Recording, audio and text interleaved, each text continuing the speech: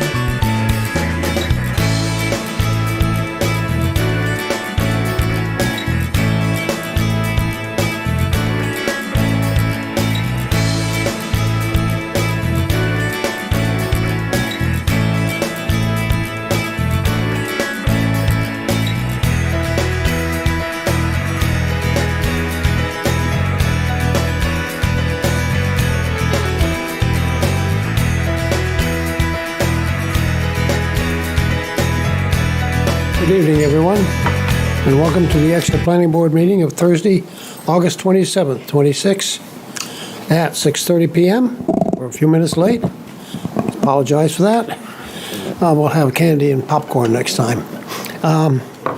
In the no-whack room in Town Office Building located at 10 Front Street, Exeter, New Hampshire, to consider the following. Before we do that, though, we will introduce the board, and I have each board member introduce themselves. So I'm Lang Plummer, and I'm chair of the Exeter Board. And to my left, Gwen English, regular member.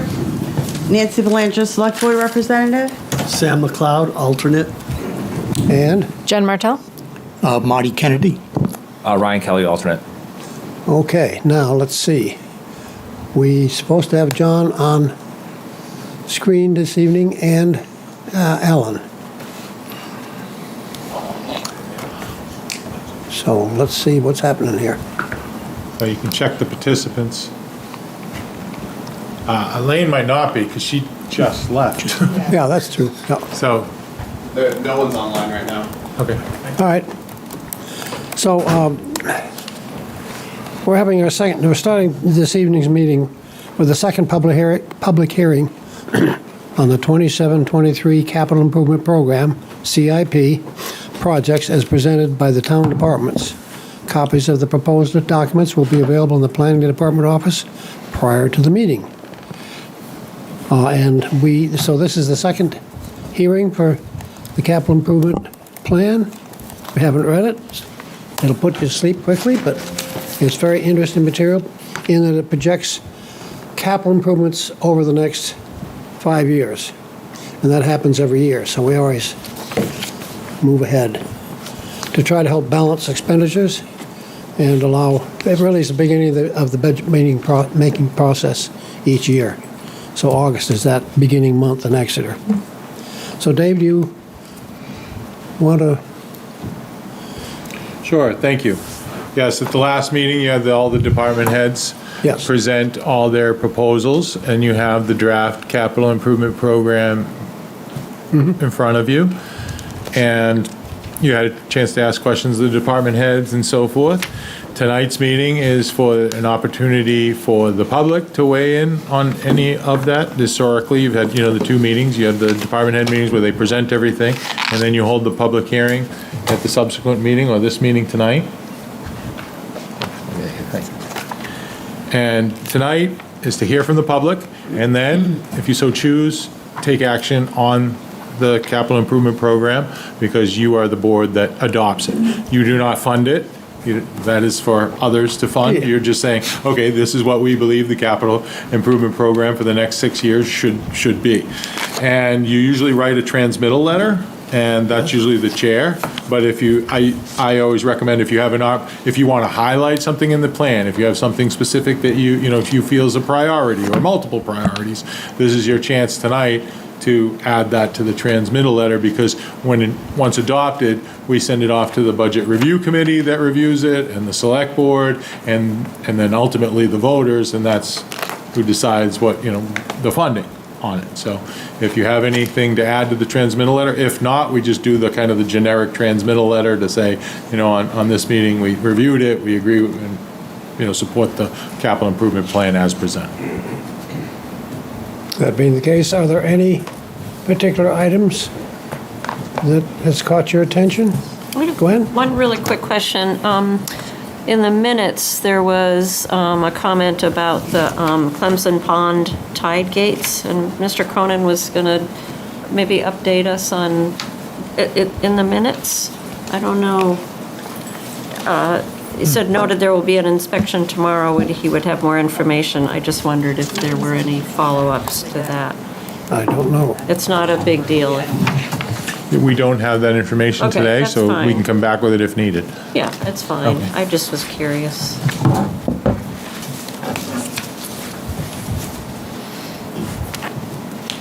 Anybody else?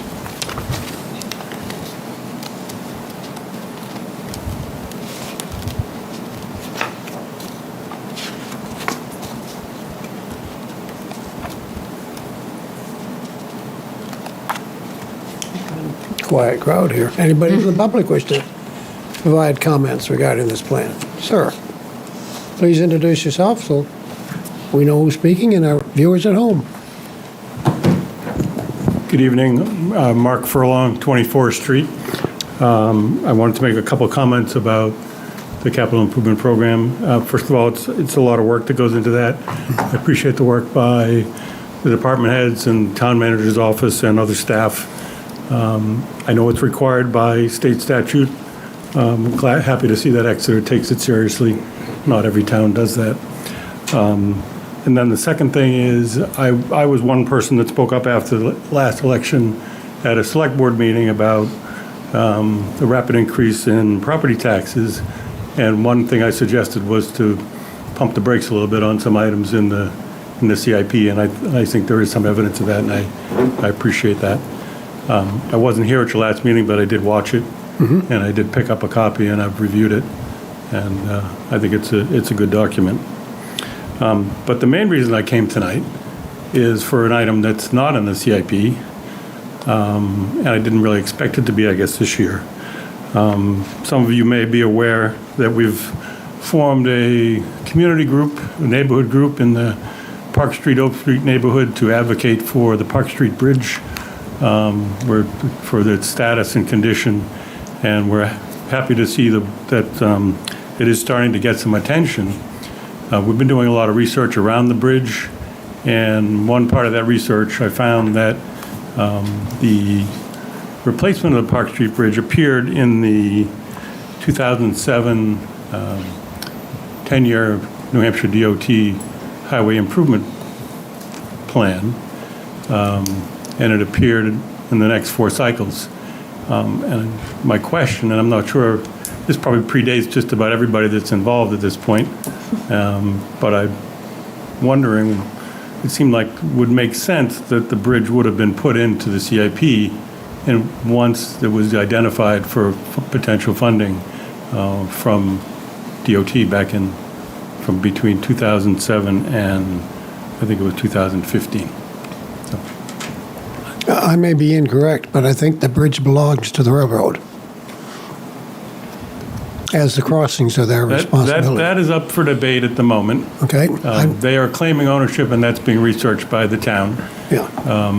But there was an agreement for the town to take over the bridge back in the early 2000s, which was apparently never completed. But somewhere along the line, somebody got the idea that the state was going to work with the town and replace it and put it in the 10-year plan. And then it disappeared. So I don't know if anybody has any history about that. So. No. Okay, thank you. Keep asking your questions. And thank you for coming this evening. Anybody else? All right, well, I think perhaps we're ready to accept and forward the plan. So now, we need a motion for that? Yeah, you can move to adopt the 2027 to 2032 capital improvement program as presented or with the following revisions, however you'd like. Yep.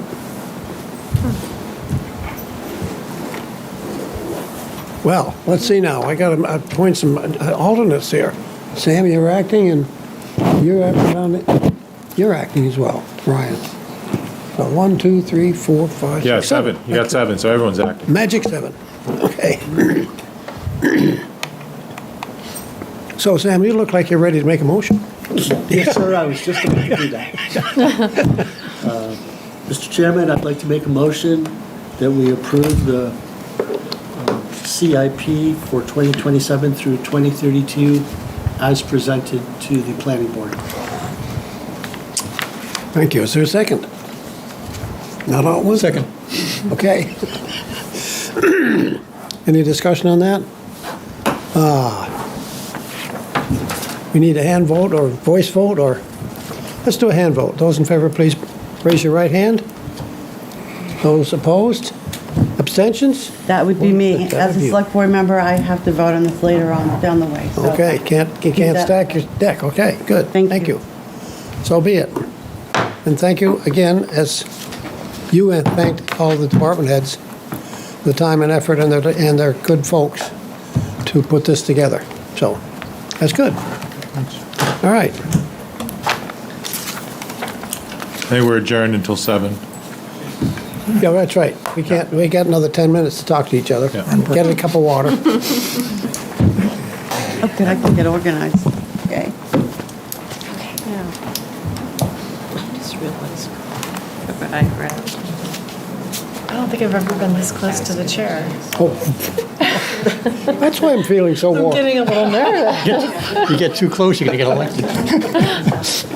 We may be looking for a new clerk. Yes, let's not get any ideas. Oh, dear. I'm glad I didn't think there was anyone on Tuesday. 29, 114, because we're gonna wait. Hacking those. Oh, good, I can see if you got it or not. Yeah. Okay, there's a problem. Since I can really just use the Not had extra the room. triple stuff, didn't I'm going to do that. Okay. How's the family? You're good. I emailed him a minute ago. Not yet. They start Monday and Wednesday, Okay. but I have a senior Thank you now. for tuning in to Exeter TV. Exeter TV is the town's public and government access channels, available on Comcast channels 6 and 22. Channel 6 is your channel. If you have an idea for a program, want to host your own talk show, or submit a film, we're here to get your content on television.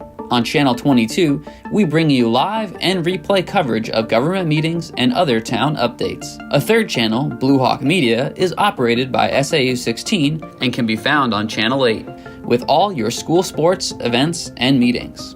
You can watch Exeter TV online at exeternh.tv, Apple TV, and on Roku. Find us on social media for extra content. Subscribe to our YouTube channel and hit the bell to get notified about live streams and new content. Tune in to our platforms every other Friday to watch the Exeter Biweekly Report, with recaps of recent events, updates from town departments, and messages from nonprofits in your area.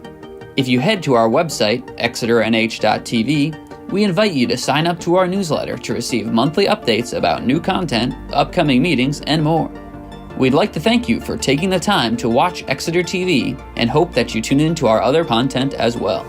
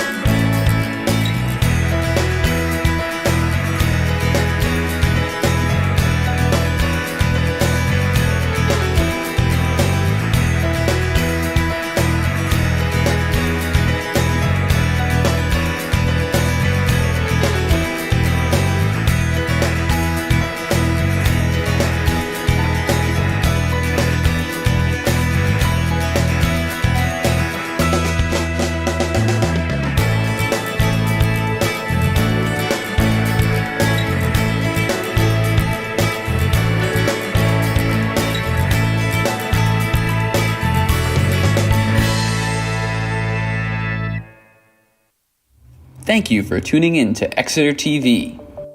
Exeter TV is the town's public and government access channels, available on Comcast channels 6 and 22.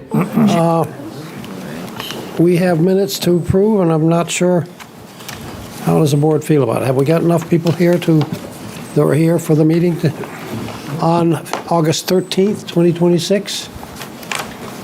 I was not here. Oh, okay. Marty was, and I was. you weren't. Yep. Excuse me, yes, you were. I didn't find anything. Did you, Marty? I have one. No, Just one. I have one Here, too. Marty's here. Marty's got Mine's one. here. Marty has one? Just one. Okay. Go, Marty. Line 142, right at the end of the sentence, it says would try to keep the, it should say high, it's missing an H. High volume instead of I. Yeah, Oh, good catch. that's it. Yay. Oh, that's a Good job, biggie. Daniel. Any others? Nope, I don't have any. I've got one, Langdon. Okay. In line 228, 228. or 229, sorry. Wait a minute, I don't have I just want to, Nope. 220. August 13th meeting minutes? yes. There's no 229. It only goes to 228. 228. the last line. I'm seeing in the, oh, I'm sorry, that's the third. I was looking at we didn't review the minutes from the 7:27. So we have to do that one still, You're so right, that's what yeah. I'm commenting on. Okay. it. Save that one. Okay. Yeah, okay. I need a motion, please. I move to accept the meeting minutes from August 13th, 2026 as amended. Thank you. Second. Moved and seconded. Those in favor, please indicate by saying aye. Aye. Opposed? Abstentions? Abstain. One abstention. Okay. Alrighty, now let's see. Continuation of public hearing for the application of Jake Hazley Associates for the site plan review of the proposed demolition of existing dry cleaning building and proposed development of a 4-story building, 22-room hotel? No. No, that's out of sync with the new proposal. Consists of 12-unit residential building with commercial uses on the first floor. It's back to the original one. Yes, okay. I'm just reading what's here. I understand that. Okay. And that's planning board, well, let's see, projects in the C2 Highway Commercial Zoning District, excuse me, and identified as tax map 65-125, and as our favorite, planning board case number 26-3. Do you have anything to start us off, Dave? Because you said you were going to do some more reviewing. Yes, I am good. This was reviewed by the planning board for a while, and similar proposal under a month, but then the mixed use, the state law zoning changes, and now they're coming in not under a month, so those provisions, most of those provisions, the MUN provisions do not apply. They are going under the zoning under mixed use, so they're back. So it's this similar proposal. They'll address it, but they did, make some revisions in response to the 813 planning board, and I'll let them describe what those changes are. I did, in the event the board gets there, I do have suggested conditions of approval should the board decide to take action in that way this evening. Thank you. Okay. Great. Good evening. So we're back after a couple of months to accommodate the summer schedule. In that time, we amended our application based on feedback from the board and also from a couple of the abutters that have been here throughout this entire process. In that time, there was a change in the state law regarding how commercial zones interact with residential uses. And I believe we're now proposing the least intrusive use possible on this property while complying with the underlying C2 zone. I'll let Christian go through the specifics. Not much has changed on the plan set that you saw last time. We had spoken in theory about modifying an aisle in the back, a mulch bed, we were calling it. We had, at the last hearing, talked about not doing that. This plan shows that. The amended plan shows that. So that's the only substantive change on the exterior, really. And again, I'll let Christian go through that. Before I do, I have a letter here from Chris Hilson from DTC on behalf of Ariel, the Margaritas lot owners. It was emailed to me and also to the planning department at 5:13 today. To paraphrase, and I'll read it into the record if that's okay. Sure. But to paraphrase, essentially, the folks over at Ariel, the folks at Ariel have withdrawn all of their objections to this application, and they also now are voicing support for the application. So I think that's good news for the applicant and the city. If I could read this into the record, I think that might be the quickest way to do this. And again, it is in That'll save my breath. in Dawn's email. Okay, so dear Chair Plummer, as you'll recall, this office represents WJP Development LLC, which serves as manager of 75 Portsmouth Ave, Exeter, New Hampshire, on behalf of its ownership team. Throughout the deliberations on this application and a prior similar application, this office, on behalf of the owners of 75 Portsmouth Ave, expressed certain concerns relative to the application. Of course, the application has changed over time, including principally the parking demands of the proposed development. My clients understand that parking will be confined to the subject property under the current iteration of the application and supporting plans. Against that backdrop, my clients respectfully submit this letter to inform the board that their concerns regarding the proposed development have been reasonably met by the applicant, and as such, their various objections are respectfully withdrawn. In light of the amendments to the application and the proposed uses and configurations reflected in the plan set, with the latest revision date of August 8th, 2026, my clients cast their support of the relief sought in this application. As always, if you have any questions or concerns regarding the foregoing, please feel free to contact me at our Exeter office. Very truly yours, Christopher Hilson. So with that, I'll let Christian talk through the plan changes. Thank you, Jeff. Good evening, Mr. Chairman, members of the board. For the record, my name is Christian Smith, engineer with Beals Associates, representing the applicant on this project. And Josh is quite correct. There was very little change to the exterior, aside from making all the plans depict the correct and non-disturbing back travelways to that landscape island, which is largely on the Needham Bank property. We have gone through this revision with the fire inspector. He is very happy with it. What this change in use, we feel, does is addresses the issues that were brought up by some of the abutters specific to the transient nature of hotel use. The intention at this time is for these apartments to be sold, and in that you will have residents very similar to residents at the manor. The bottom floor will have two different, roughly 1,200 square foot commercial spaces. We do not know who those users are going to be, who's going to occupy those commercial spaces, but very likely, it will be office or retail or something along those lines. We did our parking calculations based on professional office and a retail for roughly half of each. And we still, now, another point that I wanted to add is I don't believe the new state law requires you to have visitor spaces, quote unquote, but we accounted for those in our parking calculations simply because the Exeter ordinance discusses that and does require that. And even with that and the commercial space, we now have a surplus of 3 spaces which would not be needed to be used per se. So I think we've gone a step in curing everybody's concern that this proposal would eliminate their ability to use the cross easement that goes over all 4 of these properties as well. And just to remind folks, if we get that far tonight, which we're certainly hopeful we do, there is still a shoreline protection conditional use permit that is required for this. Months ago, you did receive correspondence from the Conservation Commission, and they are in favor of the project. Very little else has changed with regard to the site plans. We still propose the pervious walkways. We still propose the pervious pavement. in the back stalls, which we assume will be probably the lightest used. And everything else pretty much remains as it was in the former proposal.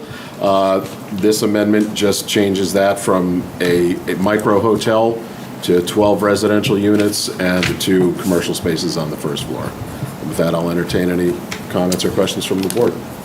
You spoke about selling, those eventually be sold.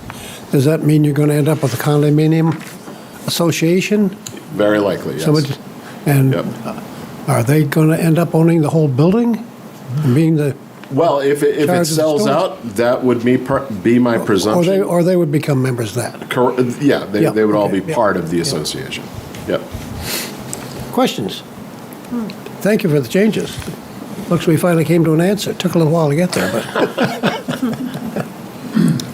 Yes, Gwen, you've got a question in your face. A lot of questions, but I just, on the back part of the lot, I can't remember, was there ever any issue about you've got that area designated as a snow storage where it's not allowed on the porous pavement, but is there an issue with snow being pushed beyond that? Because that's the slope goes down. Well, there's from the vegetation that is planted, that can't be cut, that is actually on the town side of that property Okay. line. All right, And so- the thought process being, it's not gonna go there. And I mean, that's not gonna hold a great deal of snow, Gwen, and as you know, we've spoken about this before. In the event that it starts backing into the stalls, they've gotta come in, scoop it, and truck it out. So at this point, really, the only snow storage you have is right up in the back of the building and up And in at the the front, front by yes. the road, which, and I'm a little Yep, because concerned. at the board's request, we did remove those notes between us and the manor property. Okay. I'm a little concerned about how the plantings are gonna do on the road snow storage side, but, Well, our landscape architect told us They that think those are, they're gonna be. I don't know about salt tolerant, but salt resistant Okay. plantings, so. Plow resistant. But well, right, if they That's shove their the plow problem. across the grass, that could Yeah. be a problem. Okay. May I?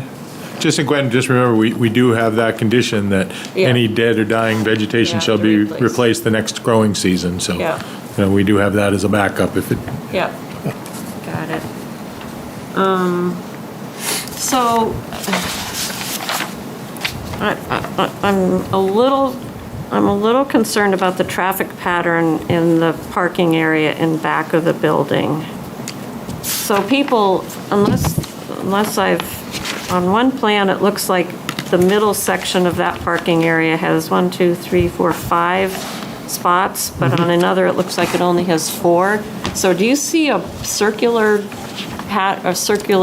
driving pattern in that parking lot? Are people going to go in, back out, No, I go think they in? would go in, back into the aisle. That front aisle between the first set of stalls and the middle stalls is, if I'm not mistaken, 35 feet. So there's plenty of room for vehicles to back out and turn around in that location.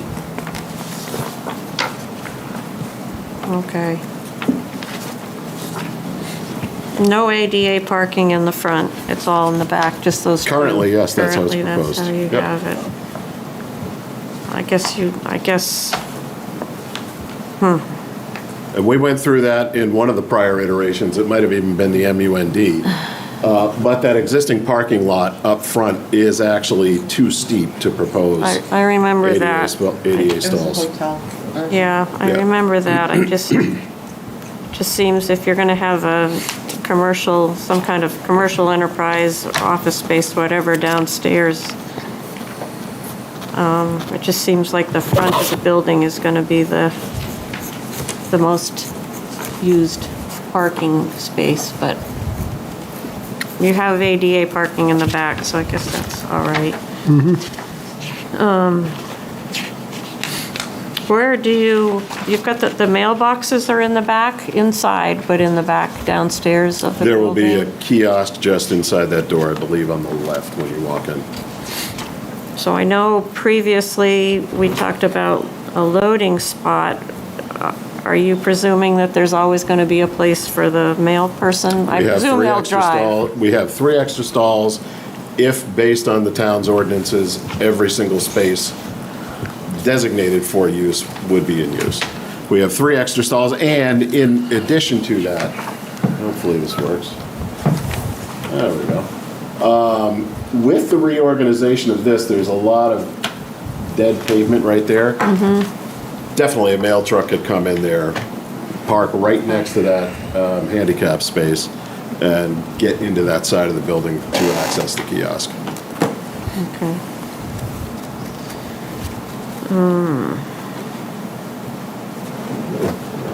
And you already said you don't know yet what is going in the commercial spaces, so, Correct.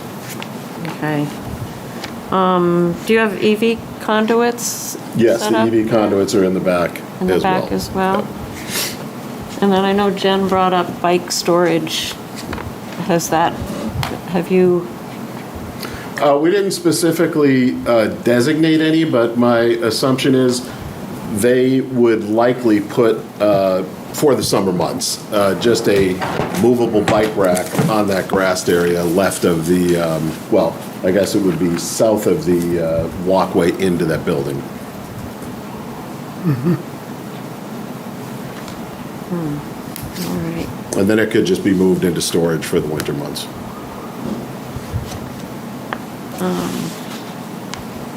Is your pointer work? Can you point to me where that is, please? Just the location of that? Yeah, the bike rack. Yep. So here is the walkway into the building, and this grass strip right here.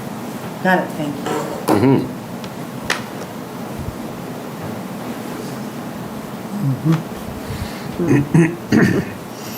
I'm going to stop for now. Okay. Someone else has questions. I have a couple of questions. Let's see, the residential units, are they single bedroom, 2-bedroom? What is? 2-bedroom? The parking out front, those spaces, it's hard to tell there. This space, these end spaces here, what is the distance between the setback so that a vehicle can back out and turn and head back out in that direction?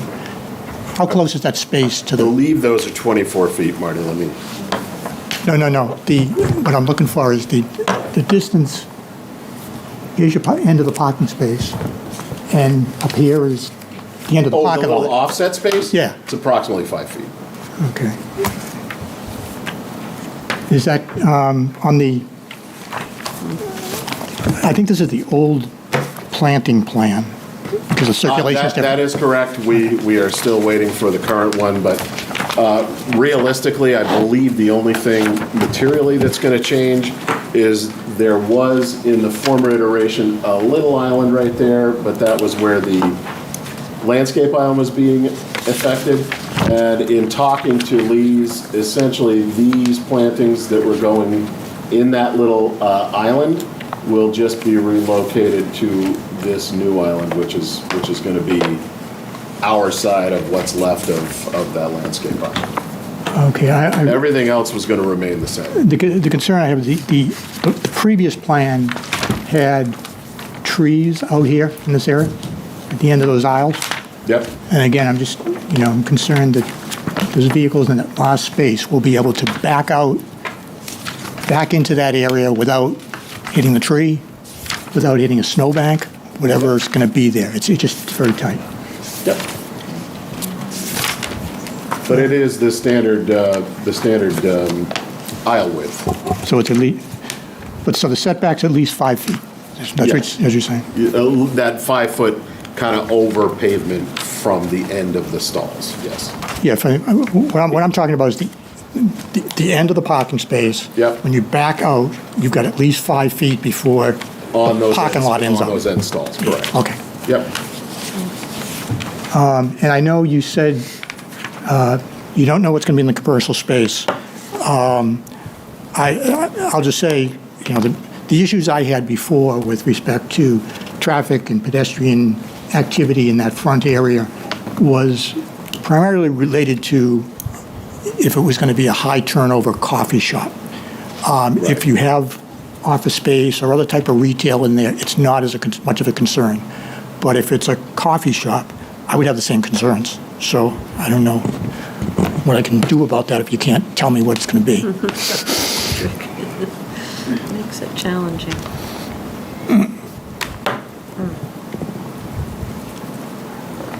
I had a question. Go ahead. A few questions. Brian.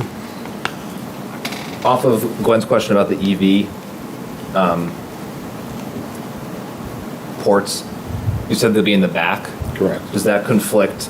So it's on the back of the building. So would that impact the placement of the ADA spaces? Well, that's currently where we have it proposed. I mean, Yeah. those conduits, if you guys feel they're better located somewhere else, can go absolutely anywhere. Yeah. I mean, is there any issue with putting them in the front? No. Because especially if they, I mean, aside from, you're going to have Usage. those pedestals at the end of Yeah. the day, which are not that attractive, but, I mean, we could run them out to the middle parking stalls. But then again, that's going to monkey with, yeah. well, I was just noticing Yeah. with the 2 accessible spots that you have there, that would either be an accessible or a handicap spot that's charging an EV, and then you have 1 remaining potential, like, non-handicap plate spot back there. So, I mean, if it's the board's preference that you guys want them both directed to non-HC compliant stalls, that's not an issue. Those conduits can be run anywhere. okay. That makes sense. It does. I think that makes sense. I would worry about occupying an EV site when there's a need for a handicap Yeah. parking spot. I mean, can they go on the back line in the pervious pavement?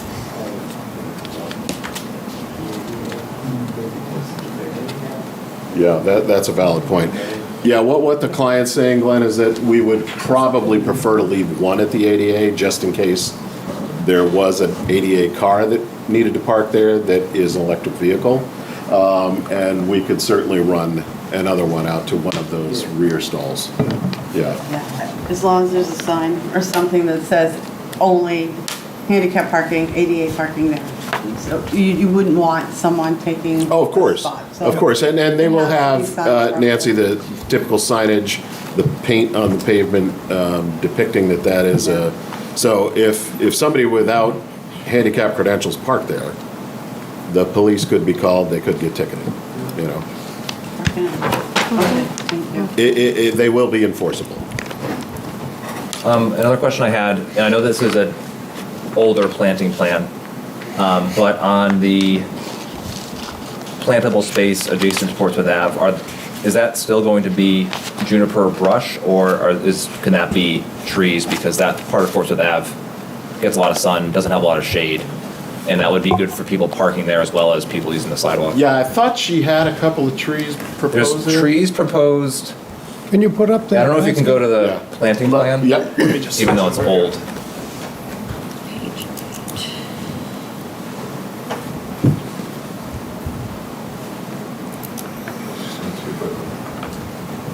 Yeah, so there's those trees. There we go. Now we can see it better. Not as much. Boy.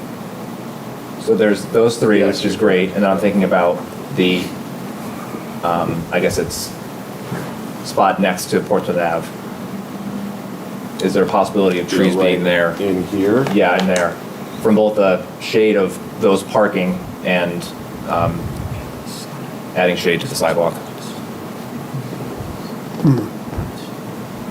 Yeah, well, this area right here, that sign we had gone through with the neighbor who has a commercial unit in the Manor facility. Okay. And have basically, that's where the sign for this building will go as well.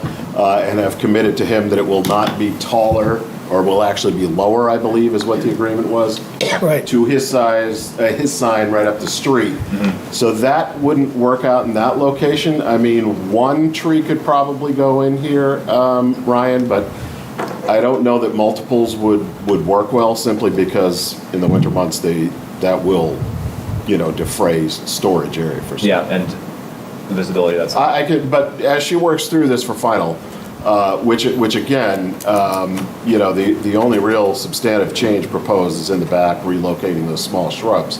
But I could see being able to put one tree kind of in the middle, and then the canopy I would assume, cover at least a couple of the spaces, maybe the one in the middle and half of each of the other one, or whatever, but yeah, it would provide some shade. Yeah, I think anyone that's parked in those lots knows it's.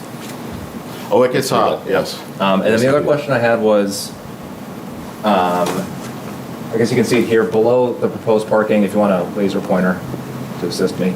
Below here? To the right. Yep. To the right more, down on the map. Oh, I'm sorry. Yeah, so that crosshatched part, is that just lines for? That is painted lines. So it's not curved, it's just lines? Correct. Okay. Yeah. All right, that answers the questions. Oh, I guess the other question is, this might be up to the condo association or how that's formed. Is it assigned parking in the lots in the back for residents and partially in the front, or is that just going to be something that gets sorted out as time goes on? Yeah, for the record, sorted out as things come together. Yeah. Okay. Those are my questions, thank you. You're very welcome. Should I go back to the presentation plan, Mr. Chairman? Sure. I think while you're on this one, I have a question. Oh, we're on this one. Wait a minute. Okay. Kristen, just wait a minute. Yeah, I'm just sliding the view over so we can see the entire property. Ah, good. A whole enchilada, very good.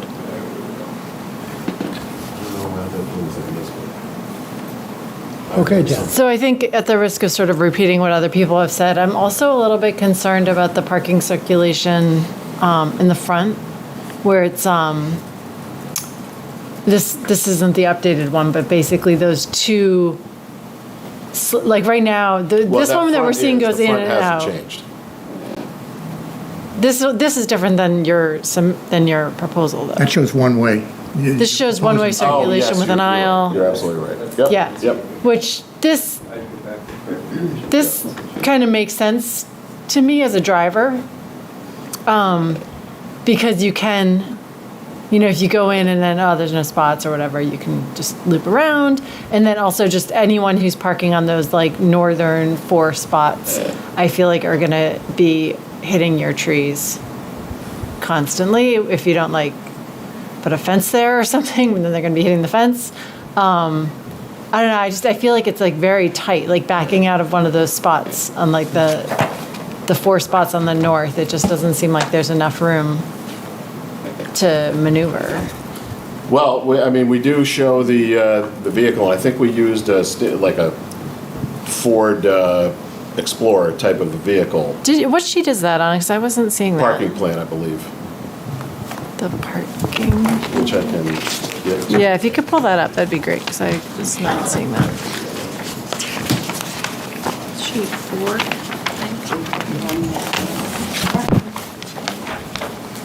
Yeah, parking. Yeah, right down there in the lower left. There we go. Yeah. Oh, okay, I didn't see It's that. not There you very go. clear on this screen, but Which sheet number is that? 4, Marty, I think. 4. Oh, I see it. Yeah, and someone with the blue arrows.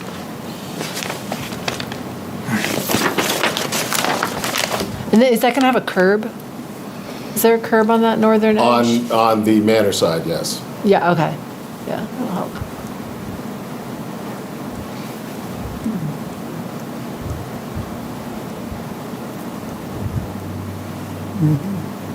But that question, Jen, is precisely why I took a look at this stall, which is Yeah, this stall. yeah, I appreciate seeing Just to that. see I that missed they that could little inset. Back out, make their turn, and not get off the pavement. Yeah.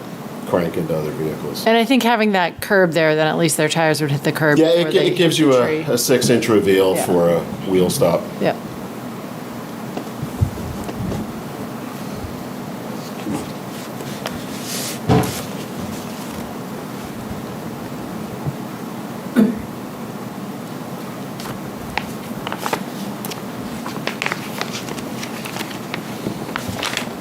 Other questions, thoughts?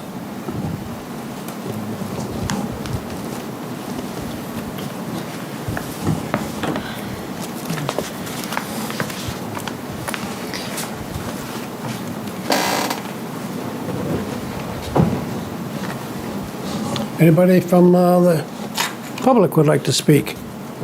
Please come up, step up to the microphone and introduce yourself, please. A couple quick questions.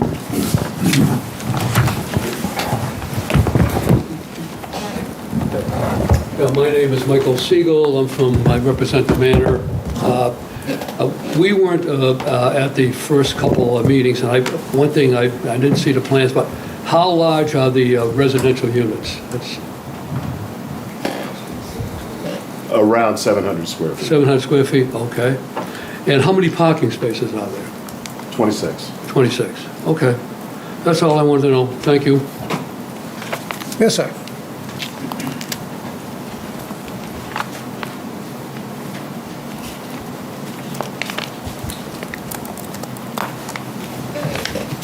Good evening. I'm Todd Fahey from the law firm of Upton and Hatfield, representing Needham Bank, which is in a butter, as you recall.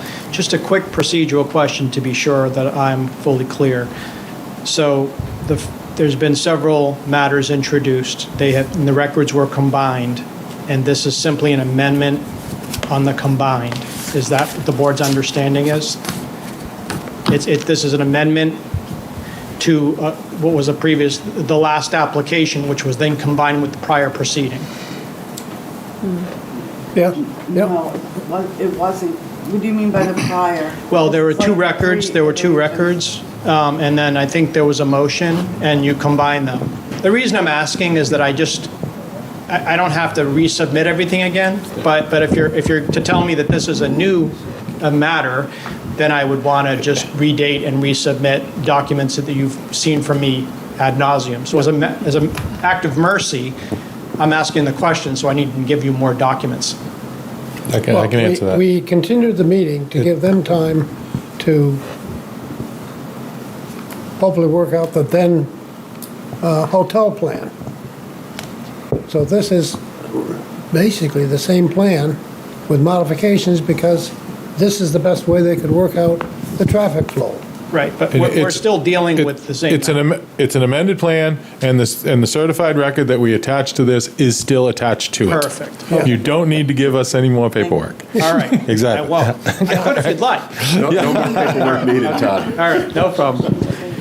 Okay, so that being said, I think the issue we still have, because I don't have authority tonight, not understanding what the use is going to be in the commercial use and what the traffic flow is. It's the same issue. So I know there was some reference, and I understand that developer wants flexibility.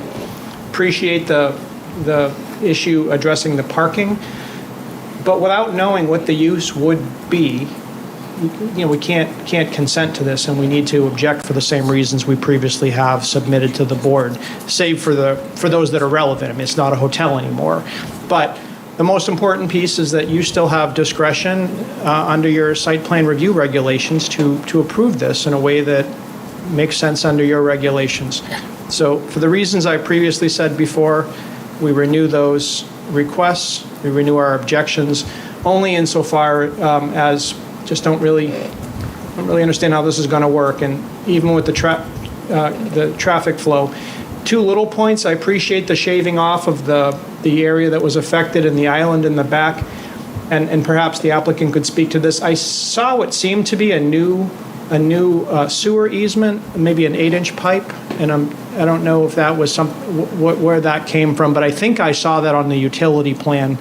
And with that, I'll just end my comments, Mr. Chairman. Okay. Thank you. Yep, and I can address that, Mr. Chairman. That is just a replacement of the pipe that is currently there for the dry cleaner. So that is, the DPW just wanted that. DPW was a new pipe. Yeah. Okay. Anyone else? Well, no comment, then I'll close the public portion of the meeting, bring it back to the board. Now, you spoke about Then you're gonna need your help. A conditional Conditional use permit. use permit? And we do have 2 waivers that are still pending. I will remind you, one of those is for the work within 5 feet of an abutting property line. Yes. The entire building is within 5 feet of both property lines. We couldn't get this done without that. And then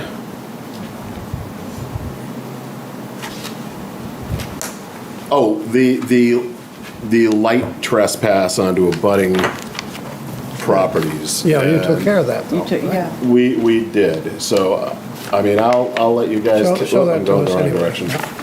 I'll let you guys opine There we are. as to whether or not that is still gonna be necessary. And again, if you see a couple of hundredths just over the property line, that is gonna be absolutely washed by the existing high-pressure sodium lights that are all around us. But they did get the entire cones of illumination down to, I believe it is half a foot candle, maybe even a tenth of a foot candle, all on property. All within those Okay. property. Okay. Can I just ask a follow-up? Yes. Before, it was taken care of and you didn't need that anymore. So that's, Now, you need it again. You need the waiver again? no, the lights have not changed since Okay. the prior iteration. Okay, so you don't need a waiver? Well, we never got there, so you guys never said, no, you don't. Well, because you modified it and Yes. you changed it so it wasn't necessary. We sent it back to our lighting consultant. Okay. Yes, correct. Okay. And that has Just wanted not to make sure changed. that wasn't another change. That has and I not missed it. changed, Nancy, Okay, no. changed, Thank okay. you. The proposed lights have not Okay. been edited. Okay. Yes, and then, Mr. Chairman, the final piece would be the conditional use permit. Because a portion of this property is in the protected shoreland, Yep. I believe it's that line there is the 150, and that line there is the 300. That was with the previous packet, wasn't it? Well, let's go with that permit first. Yeah, and the disturbance doesn't change because nothing else exterior really changed. And we are reducing the existing impervious area in this proposed condition. Or we continue to propose that. Yes, yeah.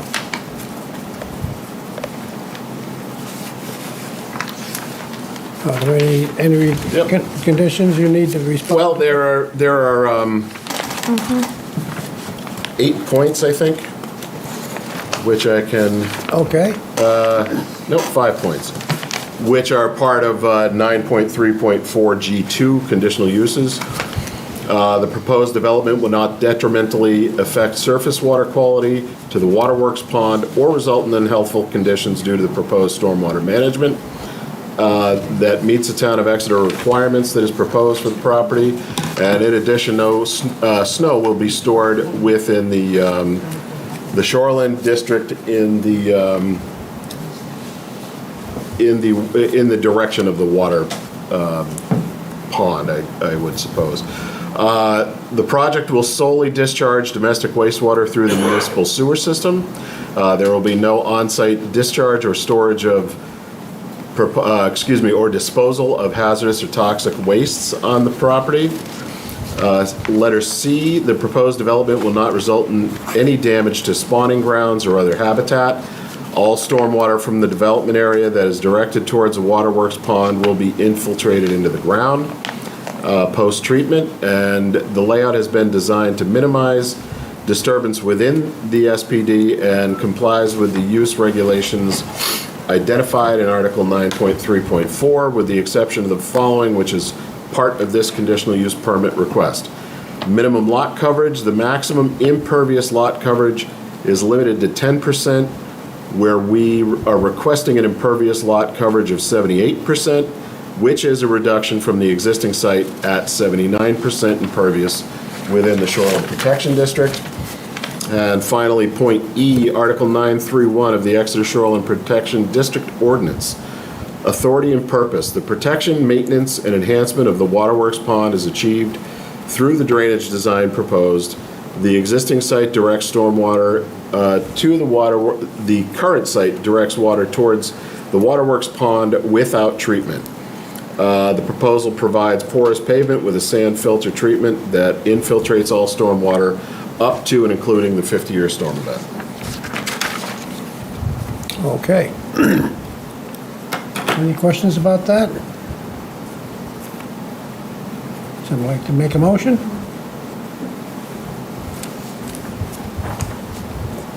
That we approve the requirement here? Without the suggested language, it's a little tough to. Right. So this is the Shoreland Protection District. I don't have, we don't have any like suggested like motion.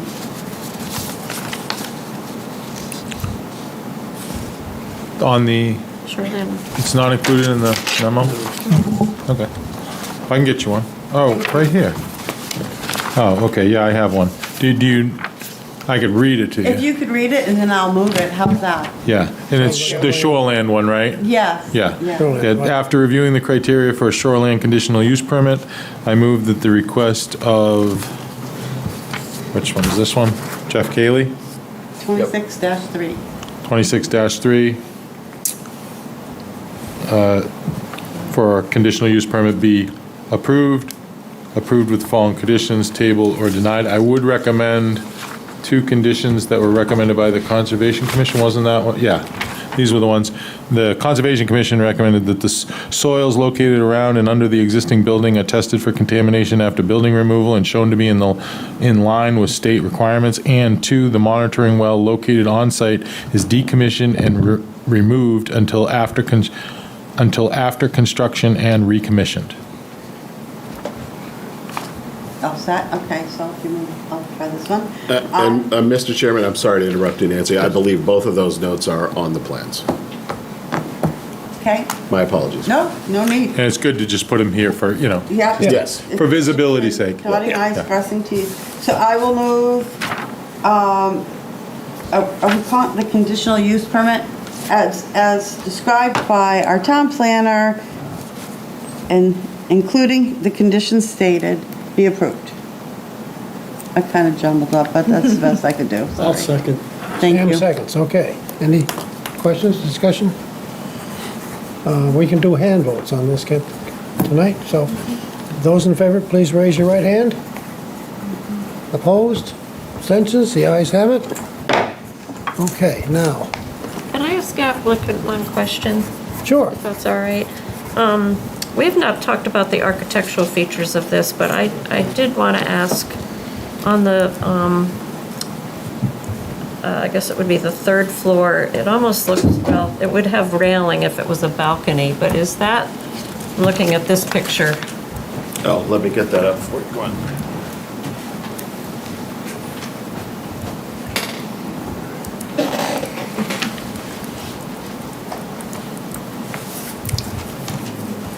it's, yeah.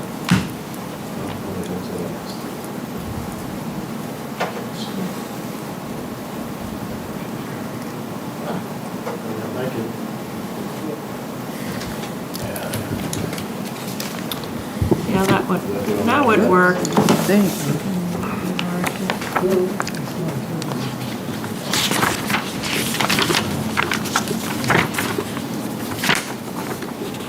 Here we go.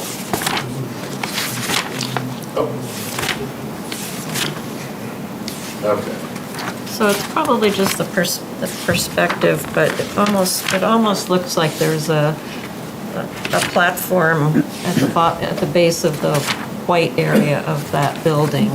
And I'm assuming it's just the way That it's is just drawn, the crown mold. because you'd have to have something Yeah. around it, but Yeah, you can see up on the top, I see, those are balconies, but yes, this is, I would suspect probably a foot wide at the most. okay. Yeah. That. And I guess just from a personal, I will say this, it has no bearing really on the approval of it, but I'm just really disappointed that this doesn't sort of give a nod to the historical features of the rest of our community. It just feels very modern, and I'm not opposed to modern, but it just is, it's very boxy, and it just doesn't have, Well, we had my a foot. opinion, it well, doesn't not invite- we. it doesn't The invite architect me had in. had a footprint to work with, and I realize that. but I think there it's are going to be a things very attractive building at the one end of the could day. do. Well, here's my comment. How do you think Blue Ribbon Cleaners looked when it was built? Well, it's smaller, for one thing. But it's 50s. It's shorter. I know, but So it's- this is the 2000s. Okay. I mean, that's what, Well, I agree with as you. I said, it's I a don't disagree personal with you. opinion. It's not, it's just my thought on the building, Yeah, and. no, I know it. I'm just- For what it's worth. So- And I think the other thing that bothers me, and, is that there really isn't anything around it that's, and I hate to compare it to another building that's in this general vicinity, but it's a fairly, there's another building in a neighboring lot that doesn't have, it's the road and the side of the building. It's very abrupt, and it doesn't have flower pots, it doesn't have any green of any kind. And it's unappealing, and I just feel like this kind of does the same thing. It's the side of the building and right down to the pavement. There aren't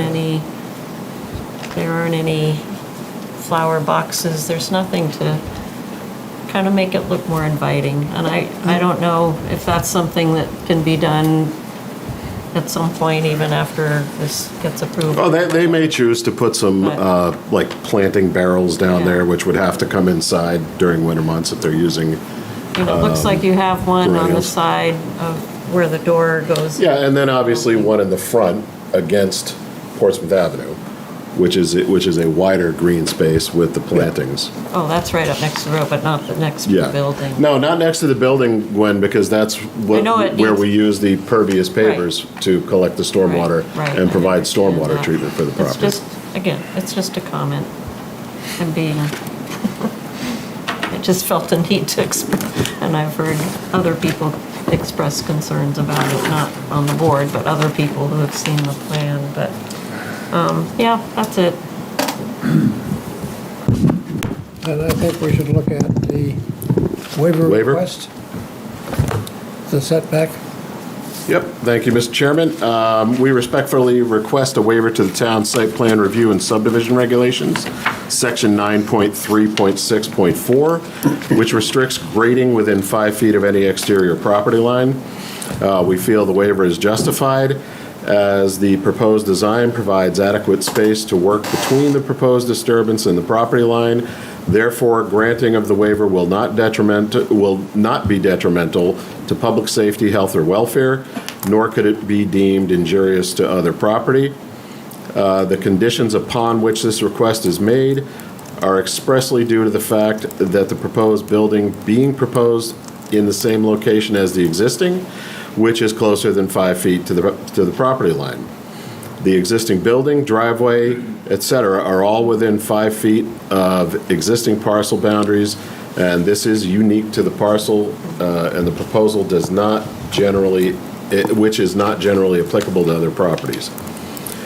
Due to the location of the existing features as referenced above, it would be impossible to improve this site without such encroachment.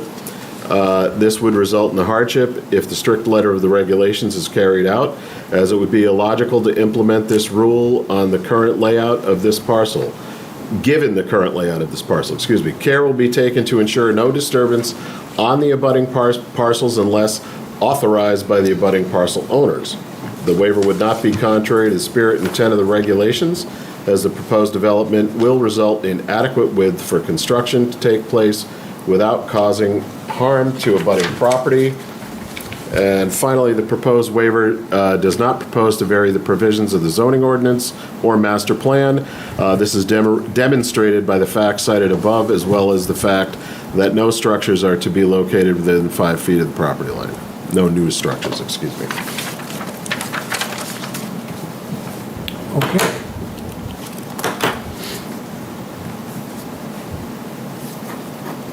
Mr. Sharples, do you have any, suggested conditions? We're good, right? On the waivers? No. Yep, just wanted to make sure, because we don't have that Yep. here either. I'm going to try to make a Oh. motion. Okay. No, the waiver motions either? No. Where is it? Yeah, that, I did get that. Okay. So I move to waive the setback per 9.3.6.4 for planning board case number 26-3 be approved. I'll second. Moved and seconded. So we'll do a hand vote again.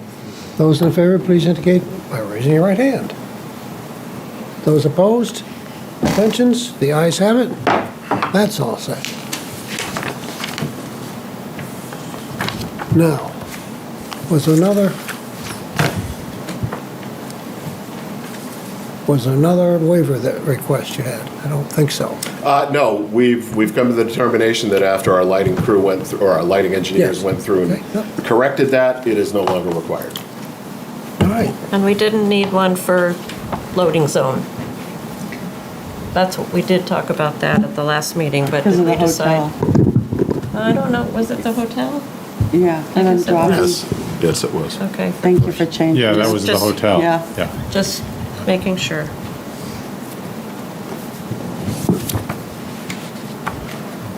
So, Dave, have you got your conditions you usually?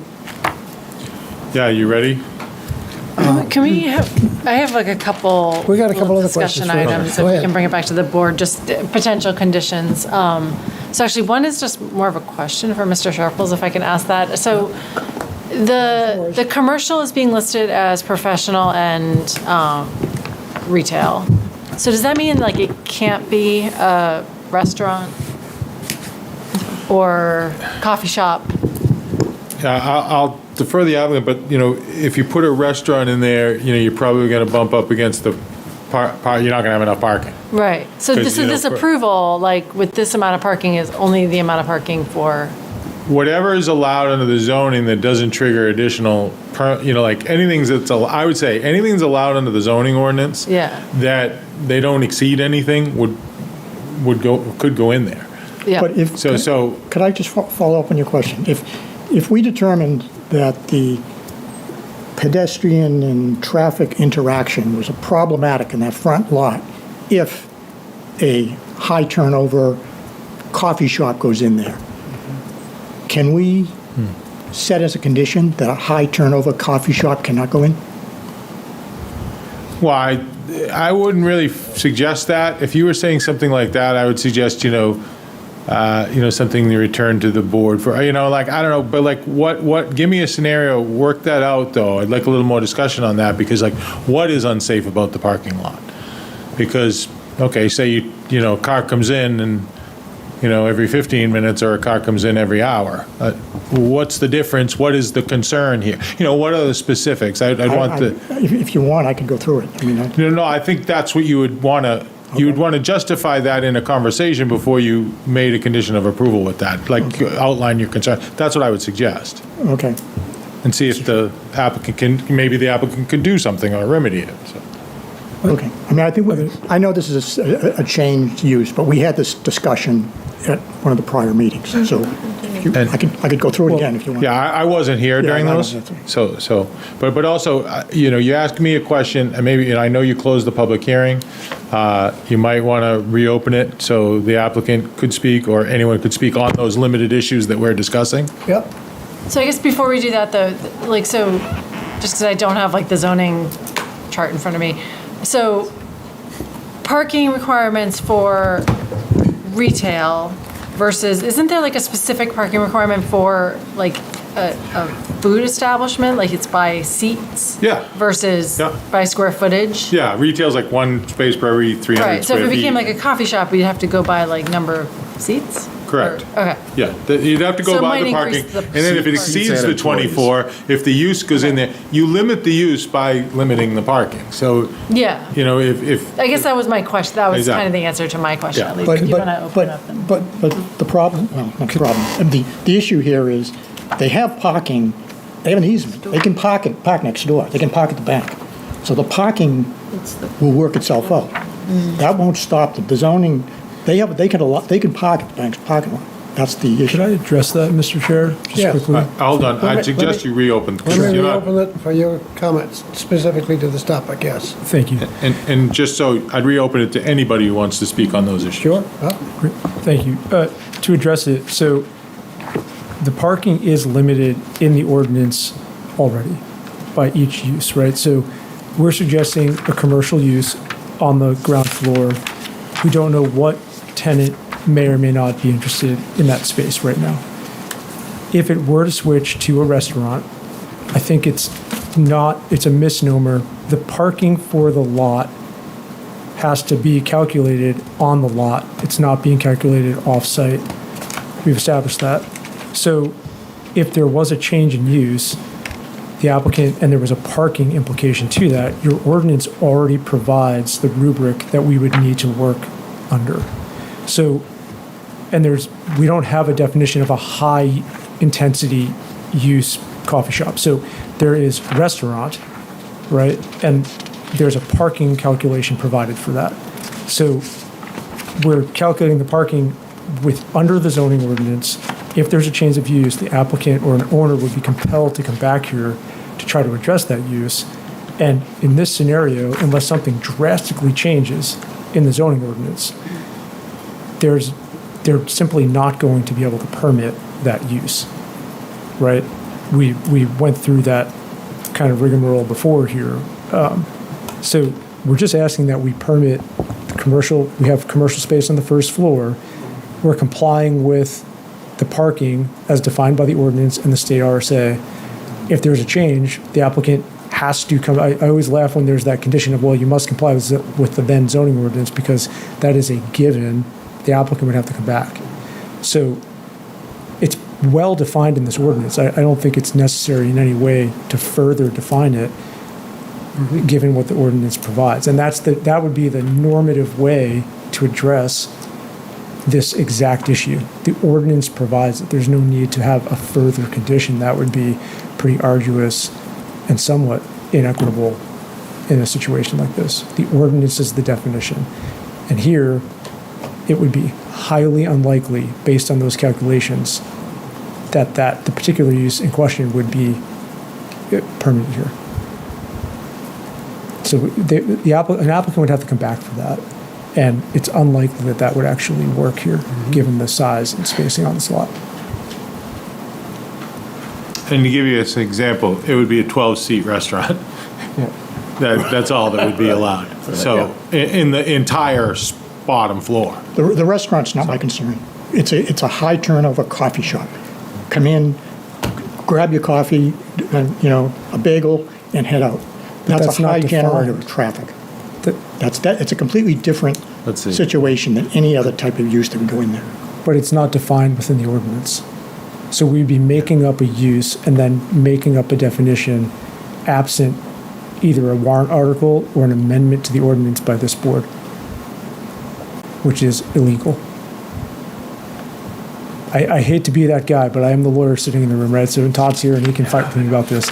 I know it's an unsatisfactory answer, but there is a rote process for that kind of change, especially to a definition and or a calculation or some formula that's in the ordinance. You can't just ad hoc make them up. Even though you're an expert in this field, you're not sitting here as an expert tonight.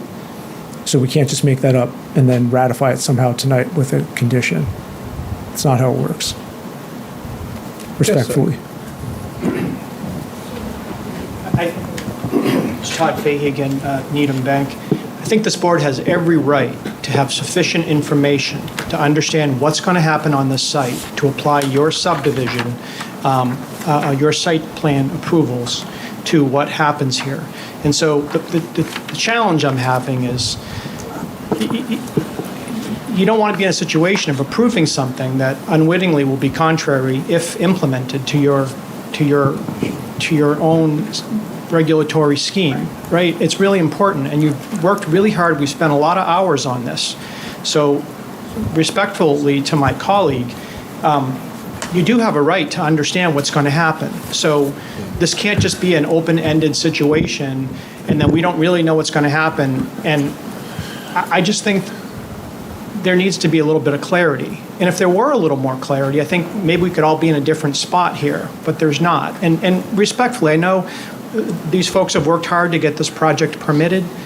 I still think they're trying to do a lot on a small lot, obviously. But, it's gone through a lot of iterations.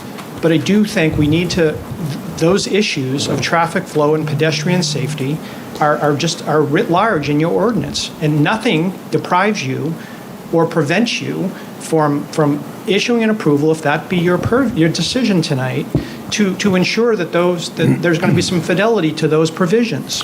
That's what this town needs and wants, and that's your obligation. That's my comment. Thank you. Thank you. Can I rebut that as the applicant, please? So I'm looking at section 5.6.6 in the zoning ordinance. Restaurants, bars, nightclubs, of which coffee shop would fall into, and it's one for each 3 seats. And then there's an employee component to that. So I agree with Todd. We have every right to have as much we're providing all of the information that we're compelled to, plus more. We are trying to comply, and we have been trying to comply with the parking ordinance. It would be highly unlikely that a 12-seat coffee shop would go into the entire first floor of that building. And if it did, it would need to comply with the parameters in the ordinance. So I'm not arguing about trying to provide as much information, or that you have the right to ask us any question that you want, really. And we're happy to answer them. What I'm arguing against is creating an ad hoc regulation with a condition that is irrelevant, because a change of use would require an applicant to come back before this board and to comply with the ordinance in that moment as it's drafted. And I think that that's, again, the rote way that this should operate, or does operate in my experience in the state. So we're proposing, or we did the parking calculations using professional office and retail. Those are the most likely uses here. If it changes, Mr. Kelly or another owner would have to come back before this board and comply with the calculation. But writing a new calculation for a use that's not in the ordinance is not something that I think would be a great idea in this moment. So that's all I have. Can I add just on the follow-up to that? Like, I don't disagree with anyone in theory what people say, but if you're saying, like, I need to know what's going in there, then you've never done that as a board since I've been here. You've approved multiple commercial spaces that you did not know the use. And the guardrails, if you will, are the zoning ordinance. So, I mean, there's numerous ones. I mean, the one in front of Gateway, the one in front of McKay. I mean, the list goes on. There's numerous ones on Portsmouth Ave. The one you just did next to Thirsty Moose had commercial space, but the use isn't identified. But the uses are identified in the zoning. That's what's allowed. So that would be, if you start going down that road, it's something that I have not seen you start requiring what's going in there. You've never done that before. Okay, Let me bring it back to the board again. I'm sorry. I'm sorry. So go ahead, go ahead.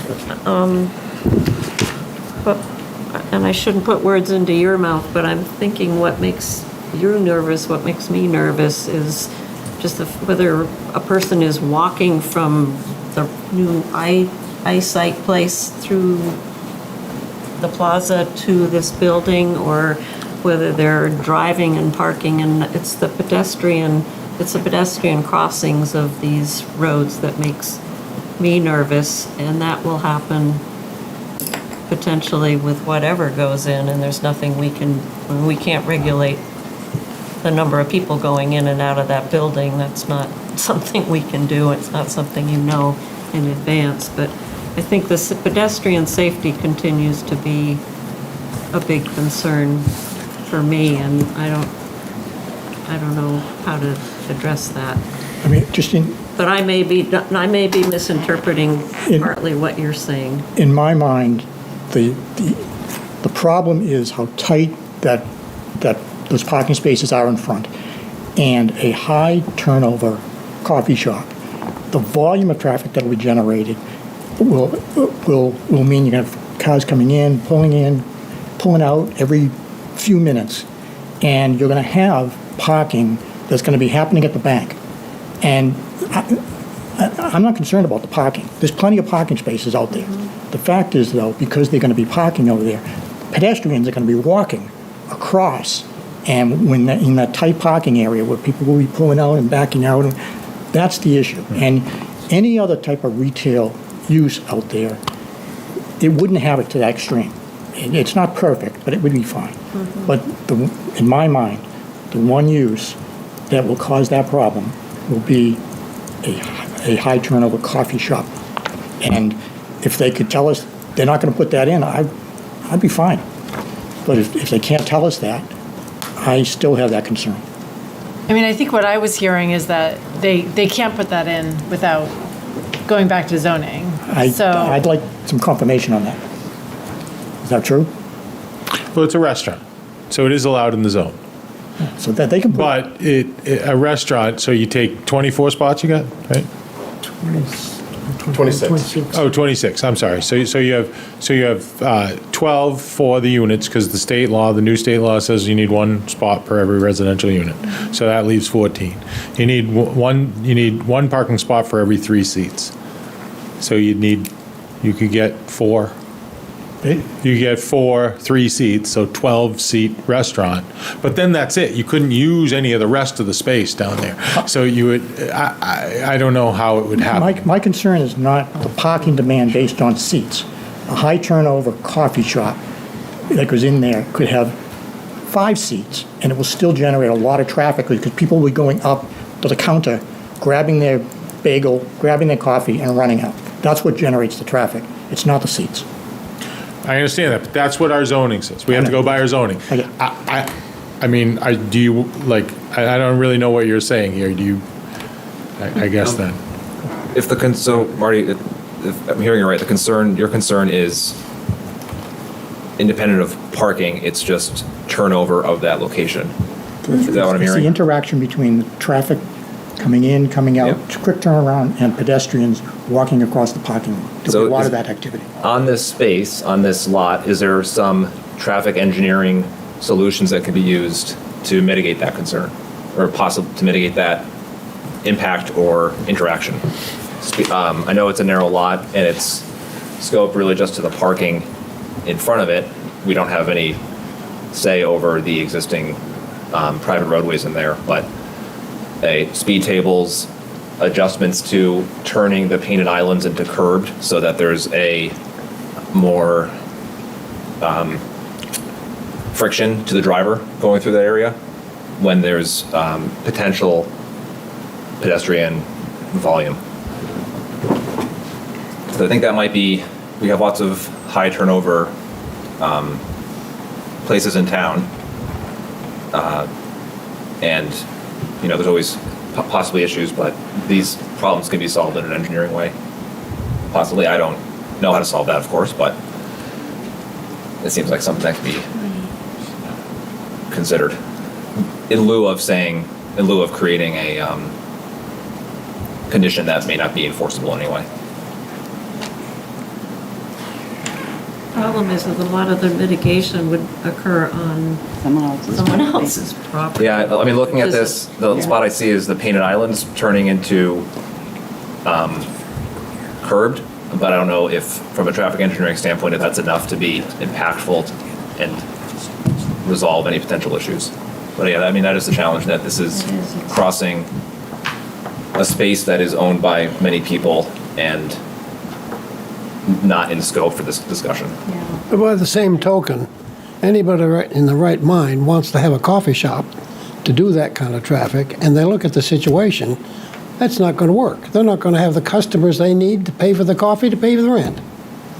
We're trying to rub a crystal ball here, and we don't know what's going to happen down there. Maybe they're going to have hot coffee right in the hose, and you drive down and stop and fill your cup and drive on. Who knows? I would go there. I would think we're trying to predict the future here, and we're spending too much time on it. Really do. I think Dave gives me the confidence that we have the zoning for the right purpose, and I just don't think I'm going to try to put a coffee shop there. Because I've got to sell a lot of donuts and coffee to pay the freight. And if nobody's coming in because it's so hard to get in and out, or they were there once and they backed into somebody, like somebody did the other day down at Moe's, right through the door. So they're waiting for the insurance to come through to fix the door. So they had all the room in the world there. They got back into the door. So those things happen. But, you know, I just think that the plan speaks for itself in terms of flexibility and what can happen there. And there's all kinds of businesses that certainly, I think, could use that kind of space. So that's where I stand on it anyway. Yeah, I think I agree. I think the zoning, I feel pretty comfortable that the zoning regulations will limit sort of what can happen there, as well as just the site constraints. So I personally feel satisfied with my original question that I think brought this all up.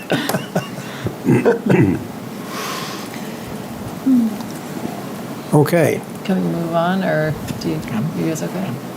I've said my piece. Okay.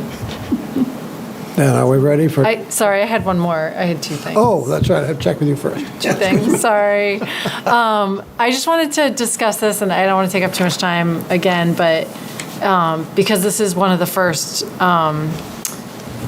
applications that the bicycle infrastructure would apply to, and, you know, I had to look up what we, section 8.7.9, the new bike infrastructure regulation.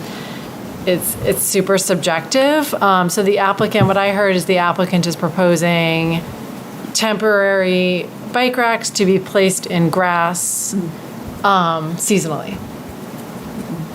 And in my opinion, that would not qualify as bicycle-friendly design elements because, number one, it's not going to be there year-round. Number two, it's going to be on a grass surface.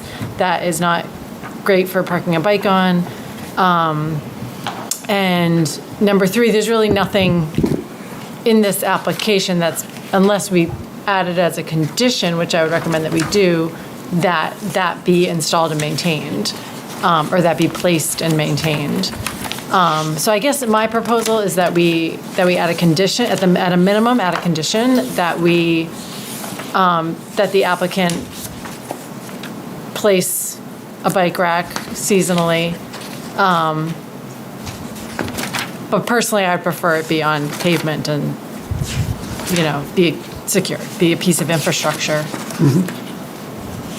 Almost doesn't make sense to put it on grass because it's going to get torn up. Yeah, how are you going to mow the grass? Yeah, There's bikes you on can't it. mow it very easily. Just remove the rack. Did we close the public hearing again? No. Okay, good. I agree. Thank you That's for all. following up on that. That's a reasonable condition. Okay.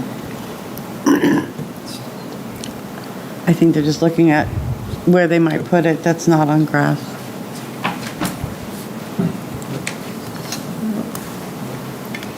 Do you want to open it back up for public comment so they can respond? Would you like to speak again? Thank you, sir. You're open to speak again. Well, now I'm going to have to go back and go back to the site plan, but now in speaking with Jeff, actually the area that, or one of the areas that Marty was talking about specific to vehicular movement, if it pleases the board, we do have this location, and I think that is probably, I think that front sidewalk is 8 feet wide, if I'm not mistaken. There could be a bike rack placed right there. That is paved, that is still proposed to be paved, and if that pleases the board, we will happily add that as a condition. I still think they're going to want to take it in the winter, because that galvanized steel, while good, it's still going to rust if you leave it out where they're spreading salt.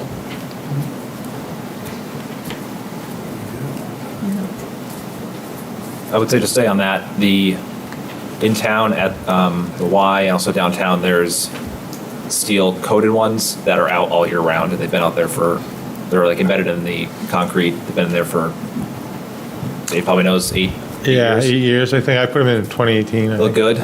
So Yeah. there's, They'll rust eventually. They're starting to, but yeah, 20 years. Yeah, exactly. So they run, but Yeah. so there are options there for solutions. But that's fine. I mean, if you guys want it left out the entire winter, I don't know who's riding their bike here in the winter, but. This guy. A lot this of place? people, yeah. I see very rarely, and I drive 33 a lot. I do not see a hell of a lot of bikes on that road. But whatever you guys want, it's fine. Yeah, we don't have any issue with that. Okay. I think that's good. Yeah, and keep in mind, in the near future, Portsmouth Ave is going to be redone.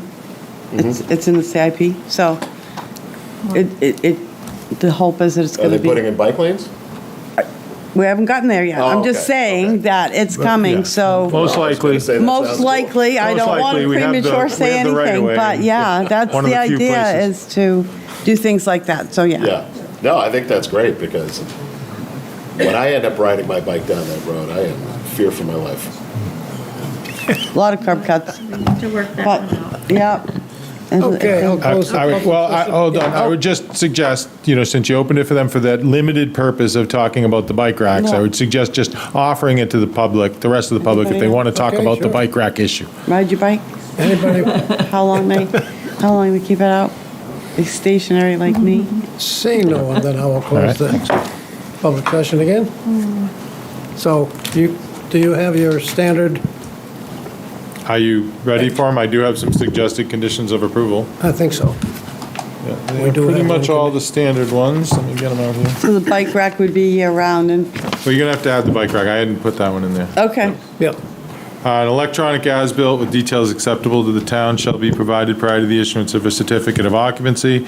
This plan must be in DWG or DFX file format in an NAD 1983 state plan, New Hampshire FIPS 2,800 feet coordinates. 2, a pre-construction meeting shall be arranged by the applicant and their contractor with the town engineer prior to any site work commencing. The following must be submitted for review and approval prior to the meeting: the stormwater pollution prevention plan, if applicable, and a project schedule and construction cost estimate. 3, third-party construction inspection fees shall be paid prior to scheduling the pre-construction meeting. 4, the annual operations and maintenance report and the stormwater operations and maintenance manual shall be completed and submitted to the town engineer annually on or before January 31st. This requirement shall be an ongoing condition of approval and included in the condominium documents. 5, all comments in the review letters from Underwood engineers shall be addressed to the satisfaction of the town planner, town engineer, or their designee prior to signing the final plans. 6, all applicable state permit approval numbers, I don't believe there are any here, but these are all our standard conditions of approval that we issue, shall be noted on the final plans. 7, a restoration and erosion control surety and amount and form reviewed and approved by the town planner in accordance with section 12 of the site plan review and subdivision regulations shall be provided prior to any site work.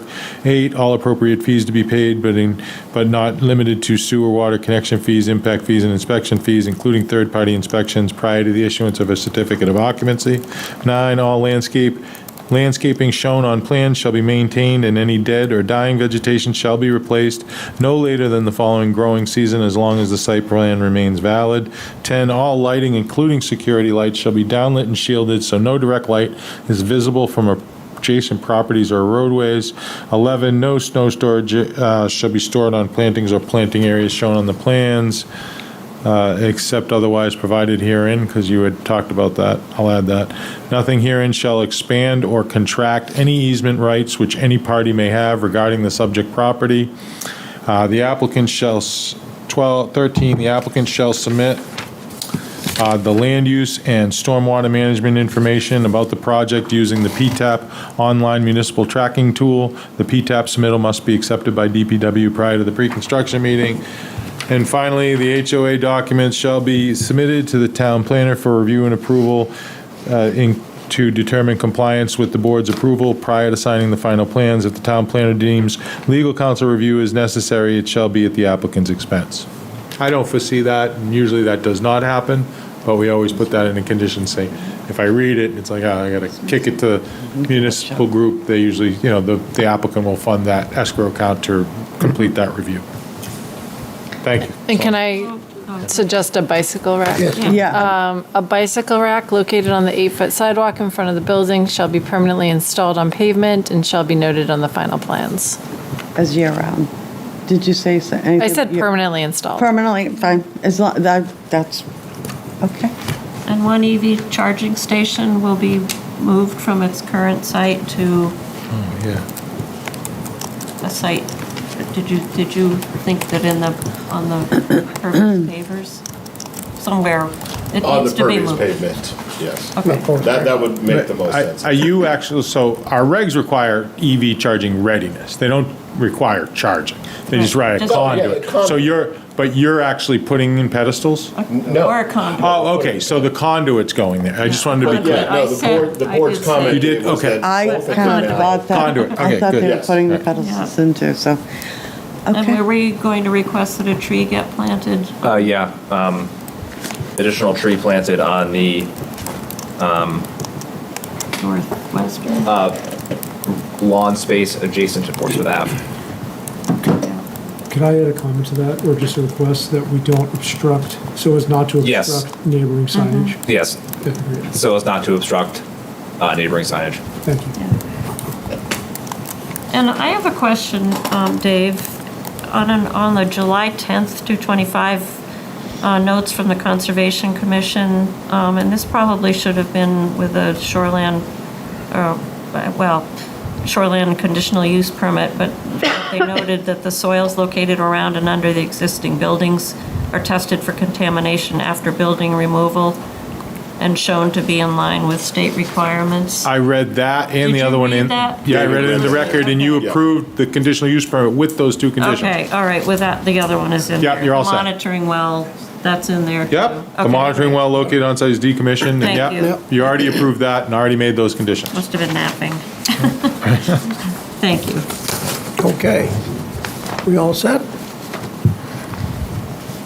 Ready for a vote, for a motion? Sure. So I move that the request of J. Cayley Associates, Planning Board Case Number 26-3 for site plan approval be approved with the conditions as stated by our town planner, Mr. Sharples, Jennifer Martell, Ryan Kelly. Do you need more than that? And the conduit, Gwen. Yeah. Oh, sorry, I missed, and the conduit. EV And conduit. for Gwen. English. I think I covered everyone. That's it, yeah. Okay, I'll second. Jen. Okay, move to second. I second. Okay, okay, she did this. She beat you. Sorry. It's okay. She's closer to the chair now, so she's got to be awake and alert. Okay, that hand vote, please. Those in favor, please raise your right hand. 1, 2, 3, 4. 2, 4, 5. Okay, and those opposed? 1. Abstain. Okay, motion carries. Thanks very much, folks. Thank you for being patient. We're working on Better than that. I know, but I have to. So, I know. Okay, we've got that, and then one more. Okay, so. there. Why does it feel like it's already 10:30 or something? Thank you, good night. See you, Mike.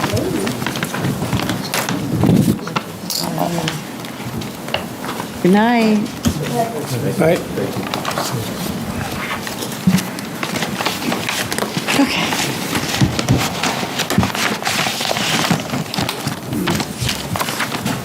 Take a second there. Clear the deck. Can't wait to, just can't wait to recycle. You're this one, right? Yeah. Wasn't there a PEA hearing? It's a continuance. No, it's a continuum, but, Do they need, hold, no, We hold on. haven't- Yeah, come here for a second, yeah. do they need to be continued again, PEA? Yeah, until we can figure out, the ZBA decision was appealed to the Housing Board of Appeals. Okay, So that's going to be tied up for, I don't know, a while. for months. So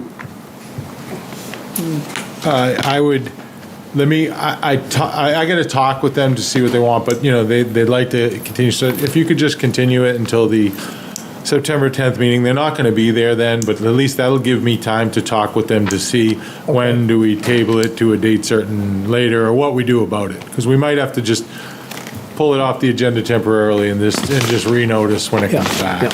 But just give me a little time to talk to them first, and just if you could table it till September 10th, that would be appreciated. Okay, well, I need a motion. I move that we table planning board case number, I almost did this one we just did, sorry. Planning board case number 26-7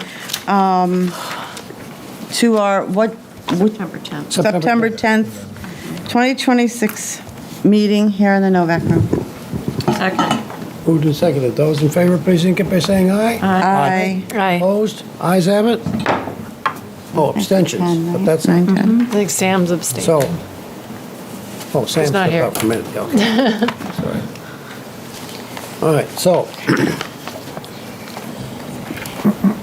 The continuation of public hearing for the application of the Stone Arch Development LLC for a lot line adjustment and a minor subdivision and site plan review for the redevelopment of property located at 5 Brentwood Drive.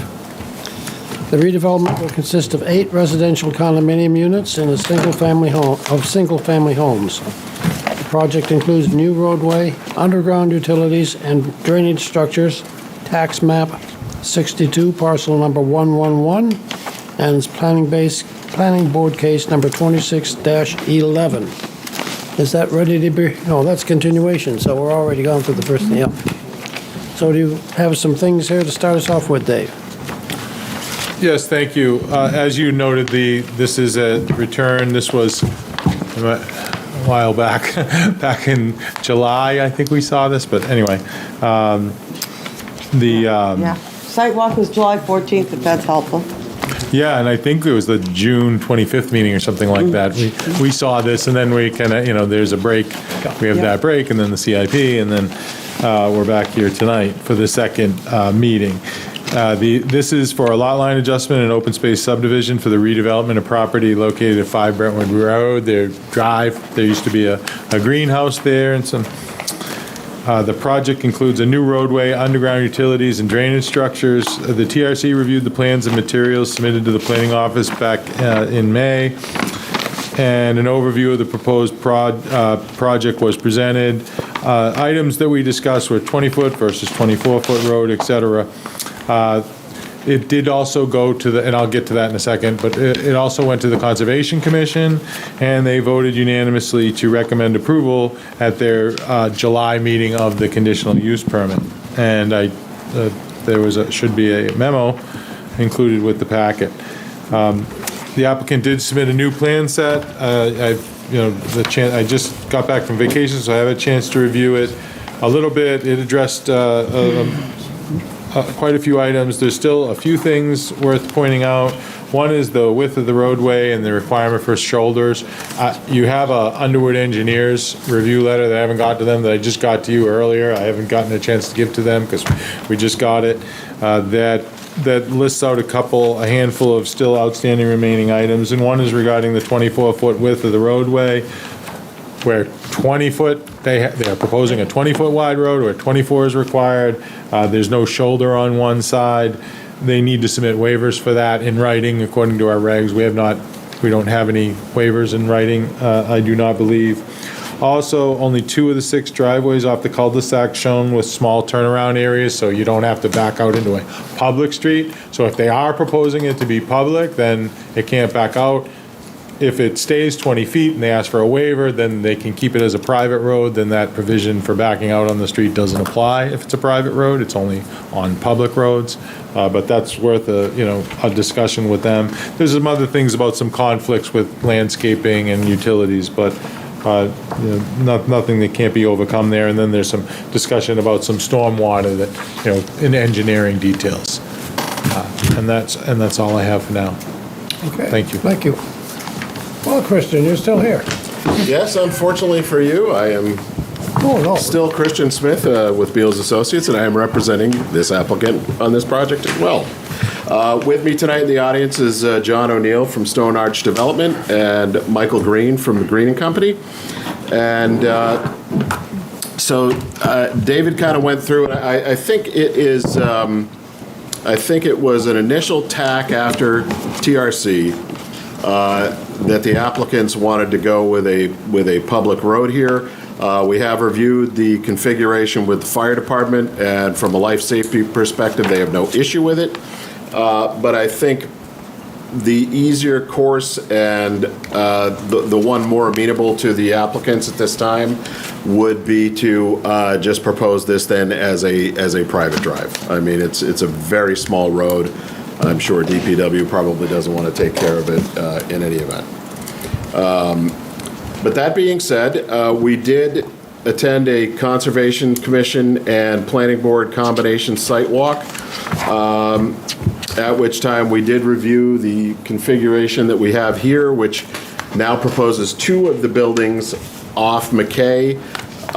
While there were a couple of commissioners that were not thrilled about a second lot or a second house coming off of McKay Drive, it seemed that the contingent of planning board members actually preferred that to spread out the houses a little bit, and it afforded us to maintain that 50-foot setback, particularly to our abutter to the east and south, west and south.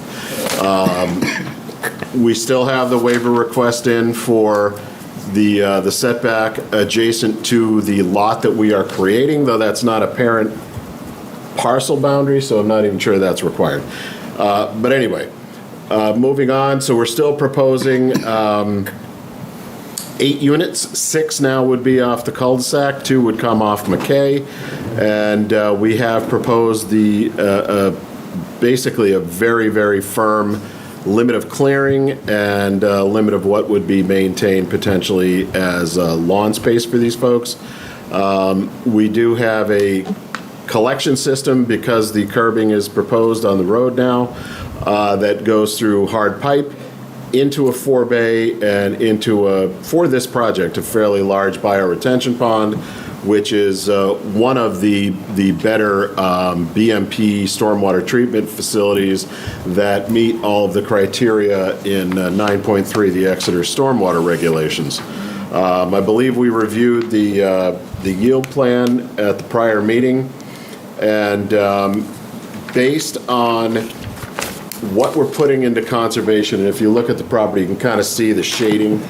It's just a slanted hatch, but all of this area is proposed to be conserved. And if you've read the Conservation Commission's memo from the site walk, they were actually quite amenable to taking that land because I believe it connects to conservation land either here or over here, but that the Conservation Commission would actually take on the stewardship of that property as well. So that being said, we, with the yield plan, we result in a 0.7 bonus unit, so we would then round that up to result in the 8 units that you are shown here. Anything else of note from the Conservation Commission? I don't think so. Very, very minor change, aside from the one home being relocated to McKay Drive, and all of the homes to the south and west now meeting the 50-foot setback to the parent parcel. And with that, I'll entertain questions, comments from the board. Okay. Questions, comments? Oh, Quinn. I'll start. I know, come on. I'm curious as to why there's a driveway going into the existing lot that's on Brentwood Road. Why is that Simply there? because that, Gwen, is part of the lot line adjustment with that parcel. He is the son of the owner of this property, and he asked if he would prefer a driveway off of the new road as opposed to Brentwood Road due to vehicles. So will he eliminate the driveway off? That I don't know what his plan is. He's adding a 2-car garage, and I'm not sure if he's going to eliminate that, if it's going to be side load, but certainly he can't have a driveway on both, so we'll have to figure that out. Figure that one out. Okay, so unknown. And on your houses, there's a little narrow outline going around the perimeter of the house itself. Is that the storm drip edge, or is that? Yes. So all those have drip edges. Is that correct? Oh, no, I'm sorry, Gwen, those are the eaves. The only one proposed with drip edge at this point in time would be the one number 11. 11. Why did you eliminate? Didn't they have them before? Not every one of them did. I think a couple of more of them did. But I believe they were eliminated based on the relocation and removing one of those units and putting it on McKay. Now more of the house structures drain directly to the bioretention pond.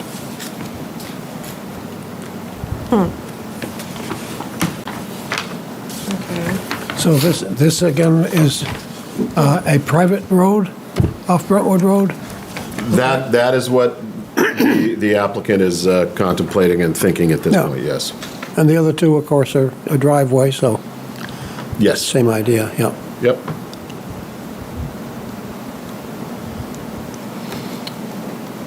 Was the proposed 8-foot-high vinyl fence, was that something that was agreed to by the applicant and abutters, or was that?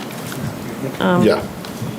That was Yes, I something- believe John and the owner of the house that's getting a lot line adjustment, getting a little more land, worked that out with those That's what abutters to they the left. wanted. Yeah, and they were also consulted on the final landscape plan that was proposed. Okay.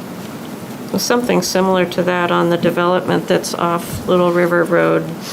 Yes. I think we put in a expert vegetated buffer and then hoping that will grow up and maybe eliminate the need for the vinyl fence, but I just was curious how that came about. You have 5 decks that are within the 75-foot building wetland buffer. Is there any way that those can be? I think those are actually patios, Gwen. Are they? Those are decks. Oh, those are decks, you're Those are right. decks. Yeah, I just can't see the hatch at the scale. And it's so out of focus on the screen, it's difficult to tell. Yeah, it kind of is. That's okay.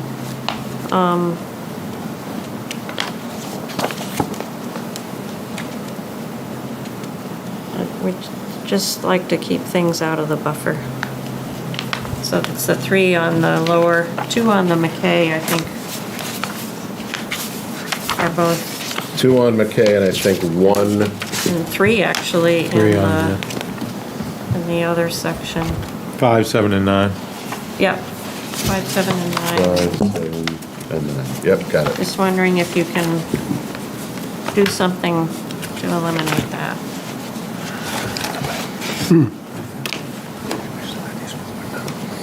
Yeah, actually, that's a valid point, Gwen, because when we designed this, we were assuming the right-of-way was the setback.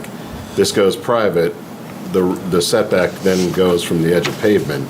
So actually, I believe we can pull those units forward and accomplish that. Okay, great. Okay.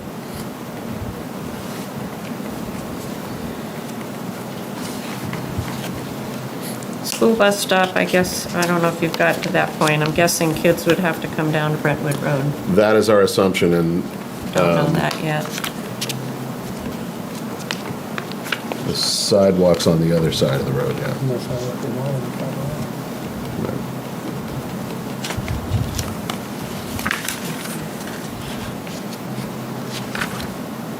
Yeah, can I ask on that, if we're on that, is that a mid-block crossing you're proposing? I'm not really sure what, it's on subdivision site plan B, at the end of the sidewalk, you show 2 dark lines across. Hold on. If that's the case, On we the need- subdivision site plan? look at the subdivision site plan B. Yep.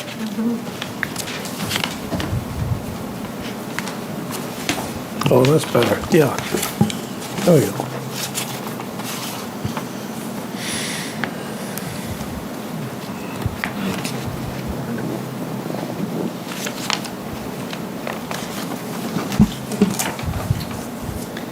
Next one. Yep. Keep going. The site plan. More. There, one more. Overall, A, That should be the next one. There it is. There you go. There it is. What is that? Down at the end of the sidewalk, going across Brentwood. Those two yes, lines. I think that is a crosswalk. That came out of TRC, David. Did? Yeah. I remember that was- discussing it, but I don't remember someone said put it in? Because it looks like there's curbing the conflict. Is it a tip down?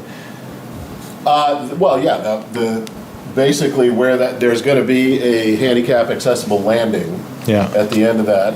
So the curbing would tip down before you get there. Yeah, And yeah. then, yes, just painted lines across to the sidewalk on the other side of the road. But in the event of a private roadway, I guess internal sidewalks that aren't even required. Well, it's a newly created street. It doesn't matter if it's private or public. Okay. But in that case, you get out of a lot of stuff by making it private. I thought that was DPW. What? It was actually talking about putting in that crosswalk. Yeah, I remember that, but I don't remember it saying put it in, because just an issue with, you got to be very careful with mid-block crossings and where you put them and what kind of signage goes with them. Is it a rectangular rapid flashing beacon do you put up there? I mean, That's what I the would speeds. You probably that's why I brought it up. Yeah. So I think we need a little more consideration on that instead of just the two lines without any additional, unless there's information there, more detail than just what I'm seeing. There's no detail on what that crossing is going to be as far as approach signage or flashing beacon or anything like that, right? Yeah. Christian? Check. Would it?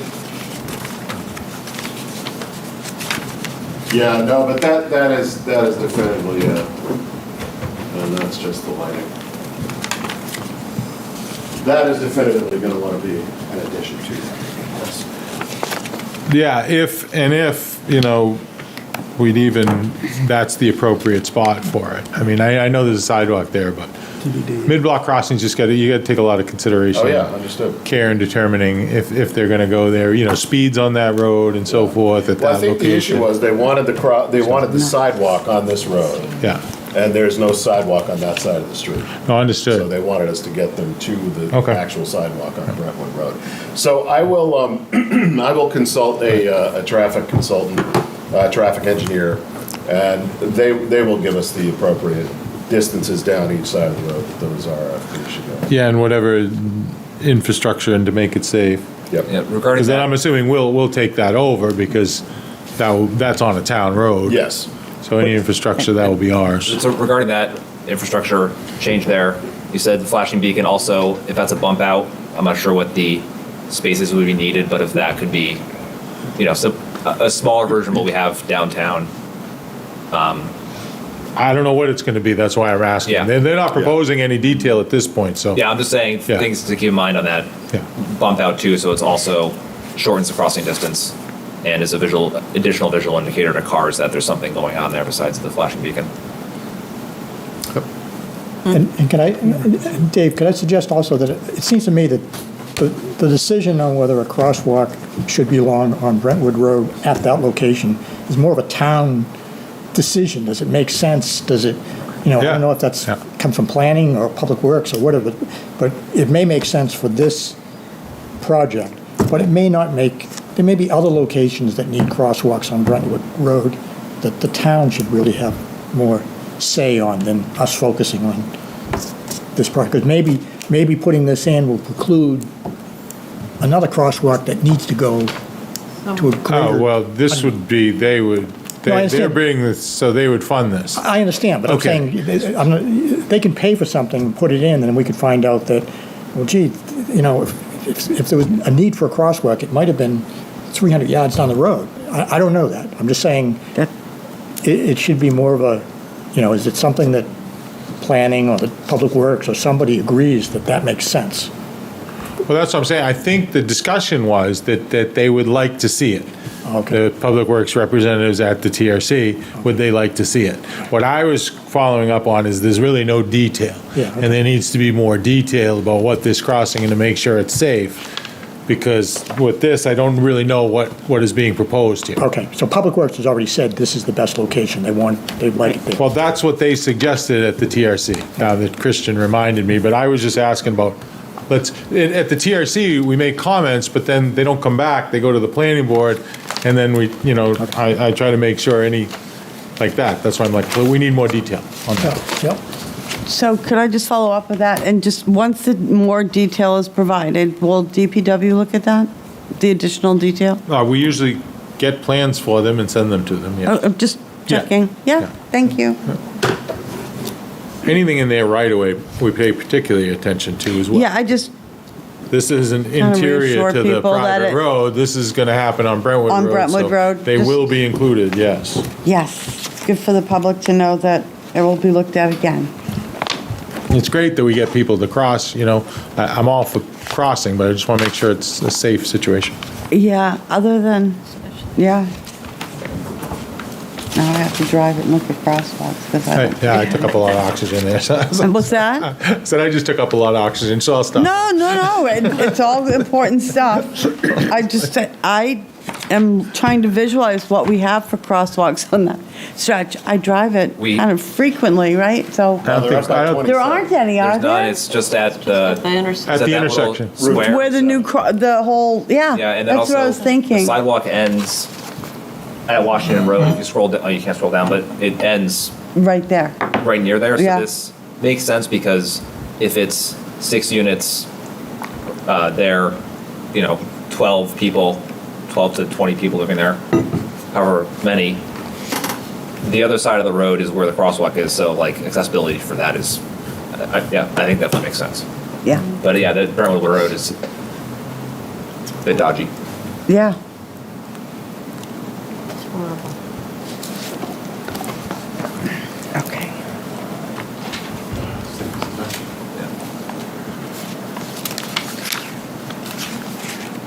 Do you have a Conservation Commission law? Yeah. I can't find one anywhere. I'm working off the 3 packets here.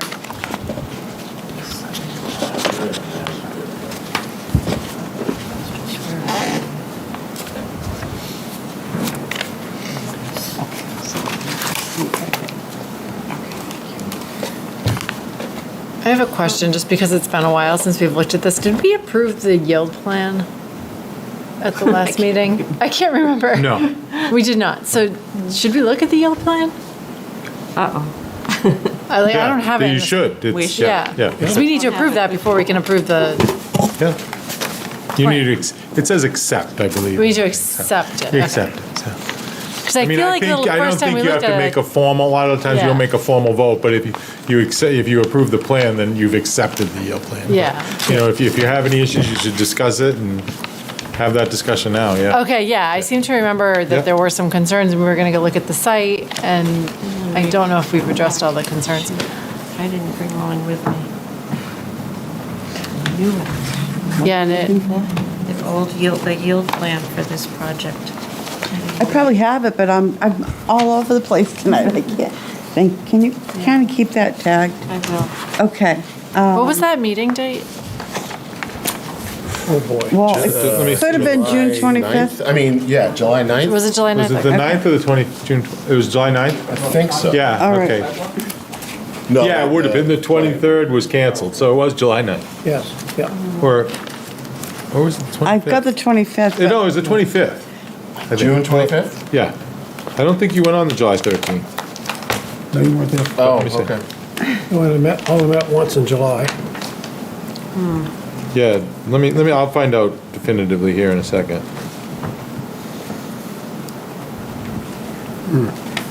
There were some issues, though. That's the chart. I remember there were some issues and I just couldn't remember if they were resolved. Yeah, one of them Okay. was the neighbor- Winter you know, Street, Phillips. Waiver with a neighbor.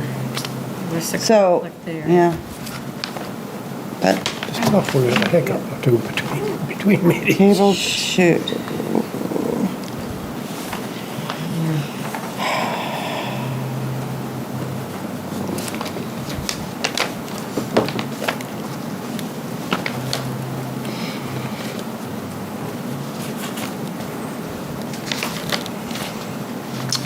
Yeah, it was the 25th. Yeah. I sort of feel like there are a lot of things that have been brought up by UEI and a few things that may come up tonight that will maybe require them to come back. So maybe we can sort of table that until, Yeah, 'cause I don't think they've even seen it enough to be able to respond to them. And there's a lot there. there is a lot, and There maybe we is. can keep going with some concerns or thoughts we have on this. Yeah, I am, Good idea.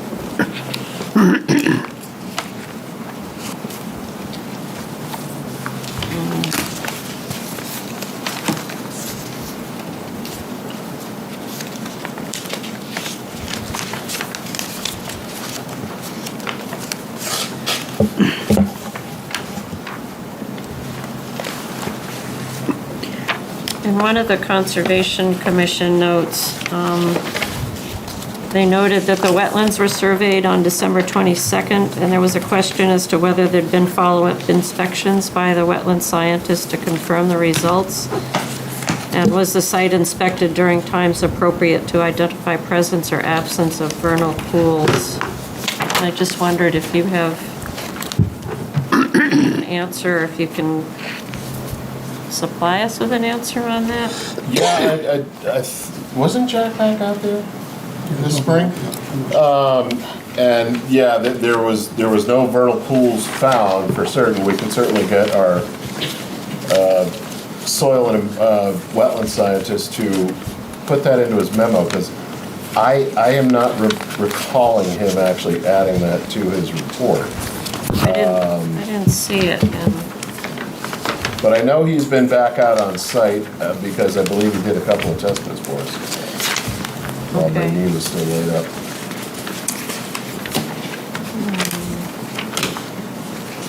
Yeah, and I'm just not finding that in this particular folder one. And we'll need to have, there were a lot of comments, again, by UEI on trees that were placed in locations that either were over utilities, or there were several concerns in one of the UEI letters. Well, if that's the one that came in today, I haven't even seen it. Okay, and I don't remember, I did look at that one, I don't know if the other one, but that, it sounded like there's gonna need to be a lot done to revise the landscape plan. And you'll see that when you see the letter from UEI. I don't know. Let me just see. Oh, wait a minute.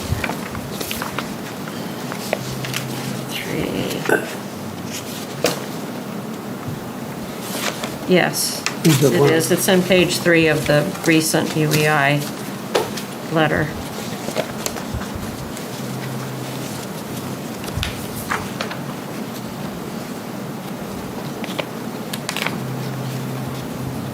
Like 1, 2, 3, Wetlands delineation. 5 different points of trees that need to be moved. And I guess in follow-up to that, I would request that trees that they're saying need to be removed, if those could be, I mean, this lot has been pretty heavily cleared. And I would like to not see trees just removed and forgotten about. I'd like to see them put somewhere else and try to revegetate this as best we can. That's tough out back there, boy. They put somebody to still sitting in the bucket, and, you know, they were small trees at one time. Yeah. So it's like kind of a mishmash out Yeah, there. There's no, No order to.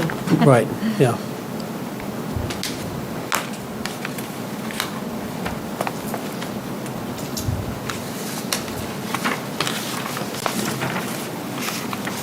Okay.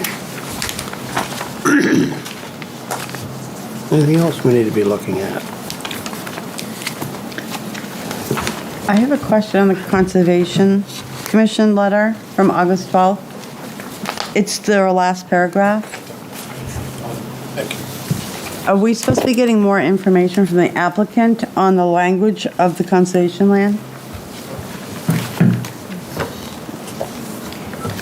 They voted unanimously that they support in concept. Yeah. Right, they were looking for what that language would actually be, the term, so. Isn't that something that eventually comes to you, Dave, that? Well, Kristen, and Yeah. Can't see it, yeah. So that, this planning board doesn't have to look at that, that's something that Right. happens? well, you can, yeah. Okay, Yeah. well, no, but Yeah. typically it would just, well, yeah, because we don't even know what it is. It says what type of deed, easement terms, conservation boundary. Correct. Yeah, there's a few Yeah, questions, what- so yeah, at what some they're- point, I would like to know what. What the It's being requirement is for the bonus is if the Conservation Commission is willing to accept the land, you can get a bonus, a density bonus. And they are willing to accept it in concept to move concept. along with showing 8 units instead of 7. 1 is the density bonus. But yeah, at some point, We need to know what Yeah, that because in deed concept. actually is going to say, Yeah, yes. yeah. So, if we can get that clarified at some point. Yeah, I mean, typically the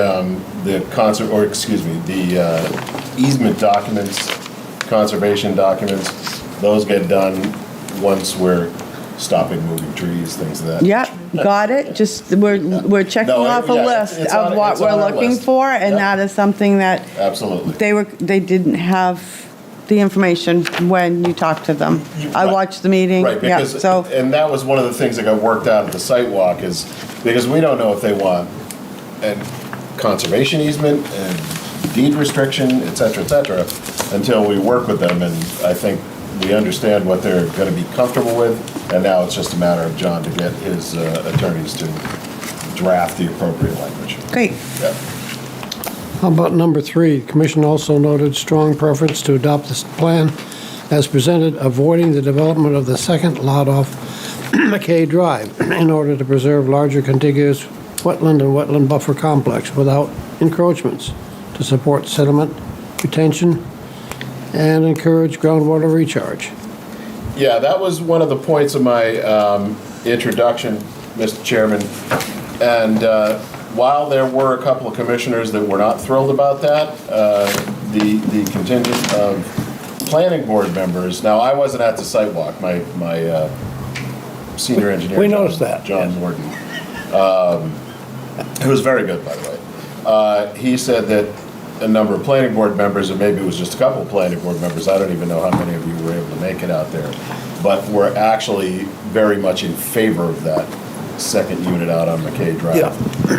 Because, you know, it's not affecting wetlands itself. Right. And the buffers on those two frontage proposed houses out there, you know, they're not in that great shape because they're right next to McKay Drive. But anyway.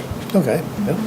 Yeah, we understood what the Conservation Commission's position was. It just seemed that this board's position, or the agents that were there, were counter to that. So that's why we ended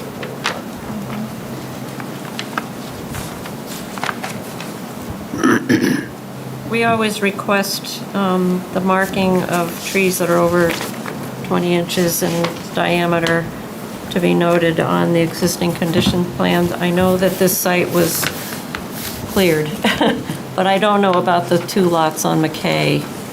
I didn't notice. Yeah, I will check. Can you check and see if they're in? Yeah, I'll take a look at there? that, because I know that that Civil Works is aware of that requirement. Yeah, Yeah. I was on the sidewalk, And I it don't could remember. well be, Glenn, that they picked them off with the survey points, but didn't process it to text that shows up on the drawing. I'll double check. Mark that would be great. You did show 3 coniferous trees on the existing conditions plan. We thought those were them. But anyway, they didn't identify them as 20 inches or better, but coniferous trees, they're on sheet, well, they're on multiple sheets. They're on the lot line adjustment sheet. Existing condition plan. Yeah. Yeah. So I thought And those what I'll were have to all do, that Dave, I'll just exist. have to But yeah, find out we'll confirm that, but I thought which that's ones- all that exists. Right, which ones meet the 20 inches Yeah. and which ones Yeah. do not. Yeah. Because we talked about that at the TRC as well.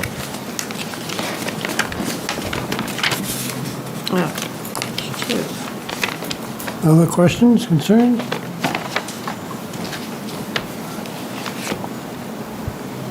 No, just if we can get a response to the letter that was handed out tonight, before, with time to review it before our next. Oh, that was this one here, yeah. Okay. Yes, we had a handout. No, I'll put it someplace, oh, it's over here, yep.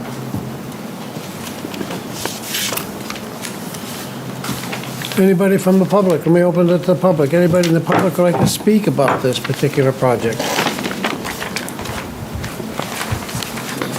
Don't all speak at once?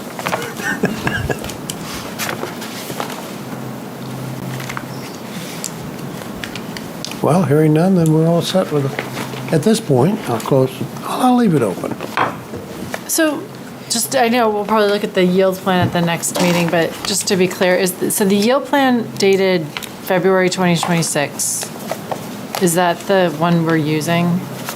Because I'm seeing 9 lots on that one and then 10 lots on the proposed. But maybe I'm miscounting.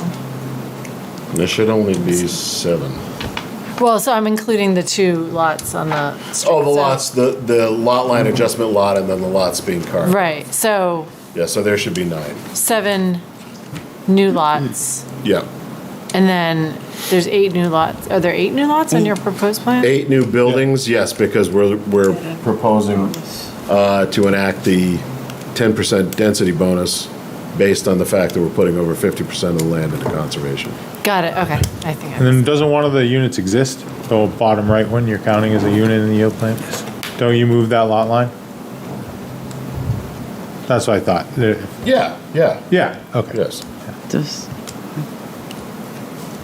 So there's already one of those units there. Okay. So, when you get to, so you get to 9, but it's actually 8 new ones because one of them already exists. Right, okay. So the bonus gets you 9. No, the bonus gets you the 8th one. Bonus gets you 8 new ones. 8 new on ones, the yeah. Remaining land after subdividing off the parcel that used to have all the greenhouses. Yeah, so you could get Clear you as 9, mud, but huh? on top, there's already one existing. So it's a little confusing. I'm going to take your A word little for it. bit, yeah. I don't know what happened tonight, but yes, okay. Yeah.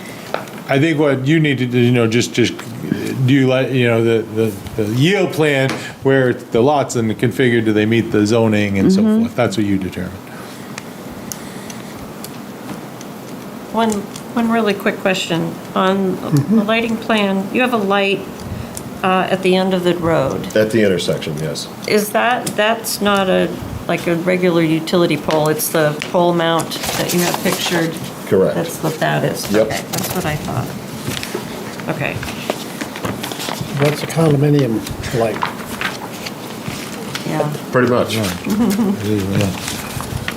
that's it, all right.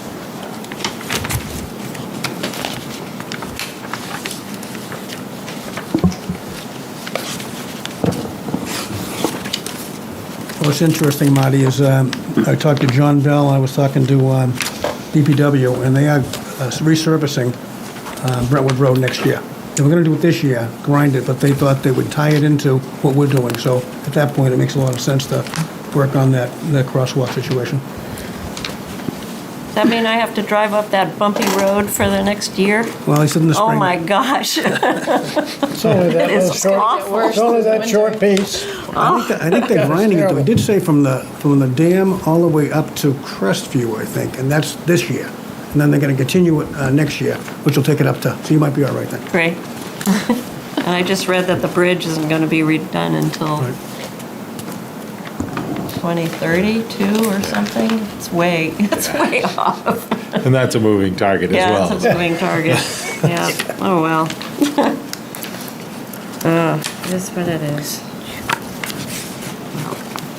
Okay, I think we're about at the point where we need to continue this case. Do you want to, do we Does know somebody when else it have could be something continued to? Else to ask for, or To what date? to, Well, that, you probably want to talk to the applicant. First, couple things, may I? yeah, First, it's been since it's only the second meeting, but it's been a long time. It's been 63 days, so the 65-day statutory clock is up in 2 days. So you need to ask the applicant to agree to an extension, which I believe they got plenty to respond to here, so, but I'll leave that to them. And I think you make sure you get that on the record agreeing to that. And then when would you be, when you'd be able to turn around and get us plans? You know, because for example, the next meeting is September 10th, but we'd need response to all this stuff by September 3rd. I mean, can you do that? And so. By next Wednesday? Yeah, that's what I'm asking. Or you table it till September 24th. Go with the 24th. Yeah. September And 24th. you okay with an extension to the 65-day statutory? Be willing to give us an extension? Absolutely. Thank you. Okay. So back to Joe. Is that all set there? Okay. Do you want? Is he looking for a motion? I couldn't hear. Can't tell. I know, I'm sorry, I couldn't hear. Okay, so I move that we continue Planning Board case number 26-11 to our September 24th, 2026 meeting at 7 PM in the Novak Room. Second. Second, okay, we've got a second. Everybody in favor, please say aye. Aye. Opposed, abstentions, the ayes have it. Thank you, gentlemen, Thank you, folks. ladies. Well, at least we have the propensity that next time I won't be taking this 2 years. You never know. Yeah. I don't even like myself. All right, let's see now.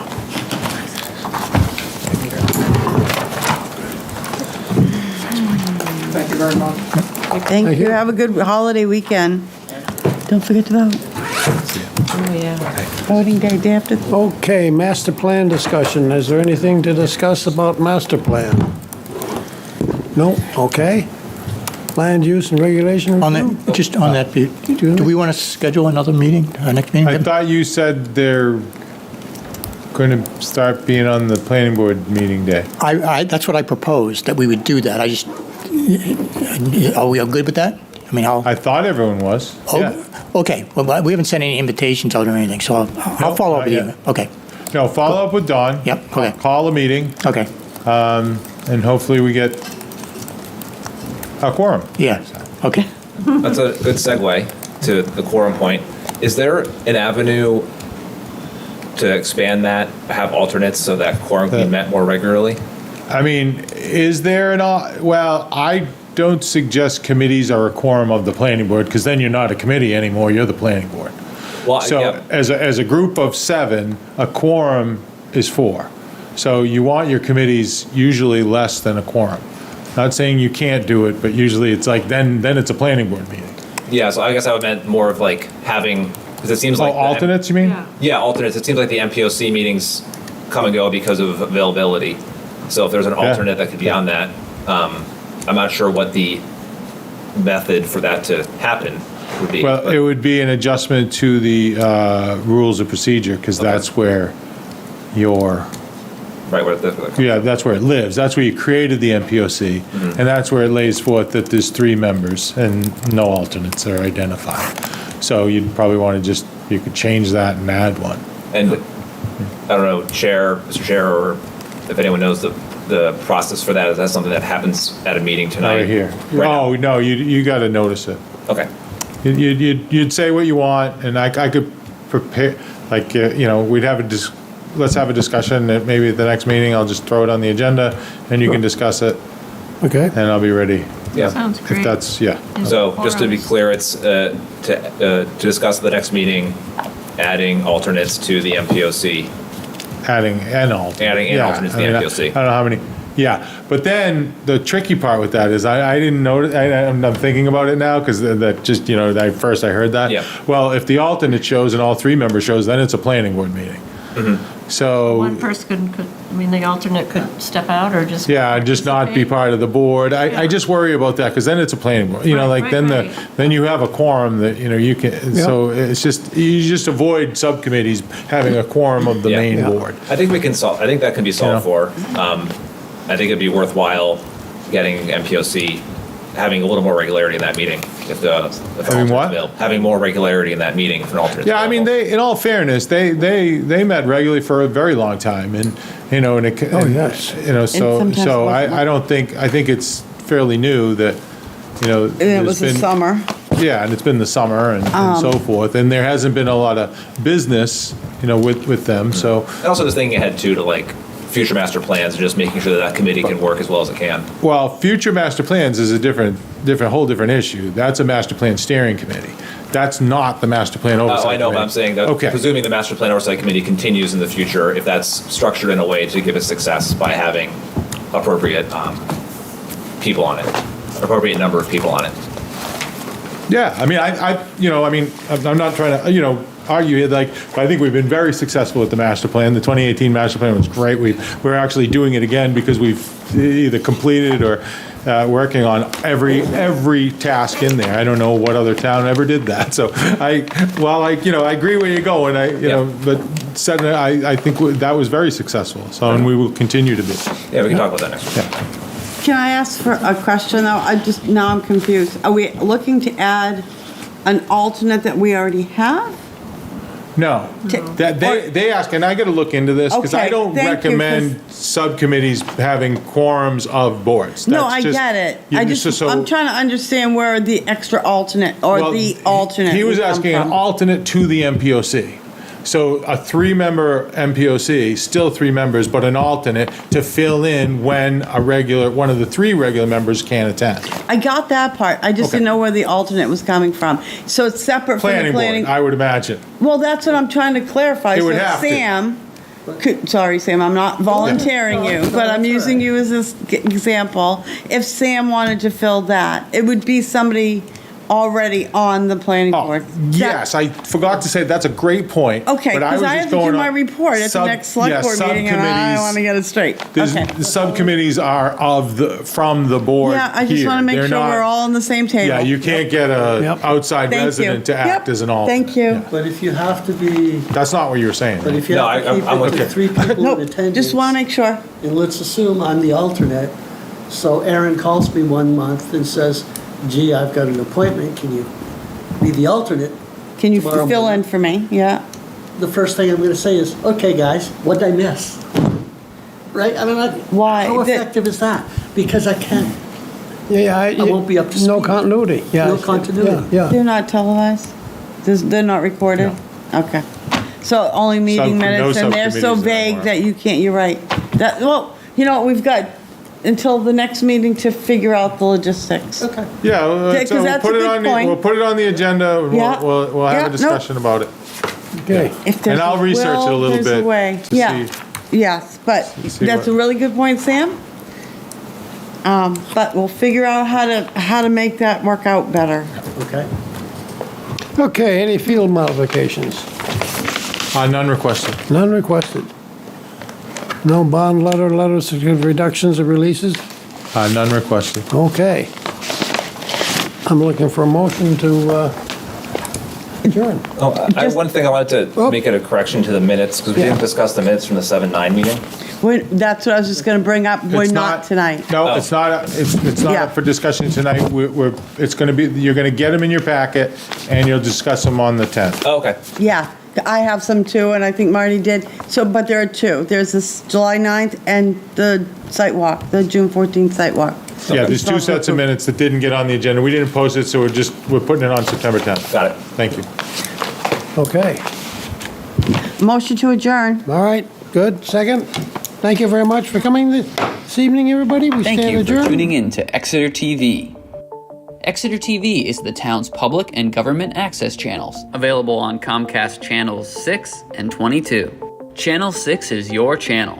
If you have an idea for a program, want to host your own talk show, or submit a film, we're here to get your content on television. On Channel 22, we bring you live and replay coverage of government meetings and other town updates. A third channel, Blue Hawk Media, is operated by SAU 16 and can be found on Channel 8, with all your school sports, events, and meetings.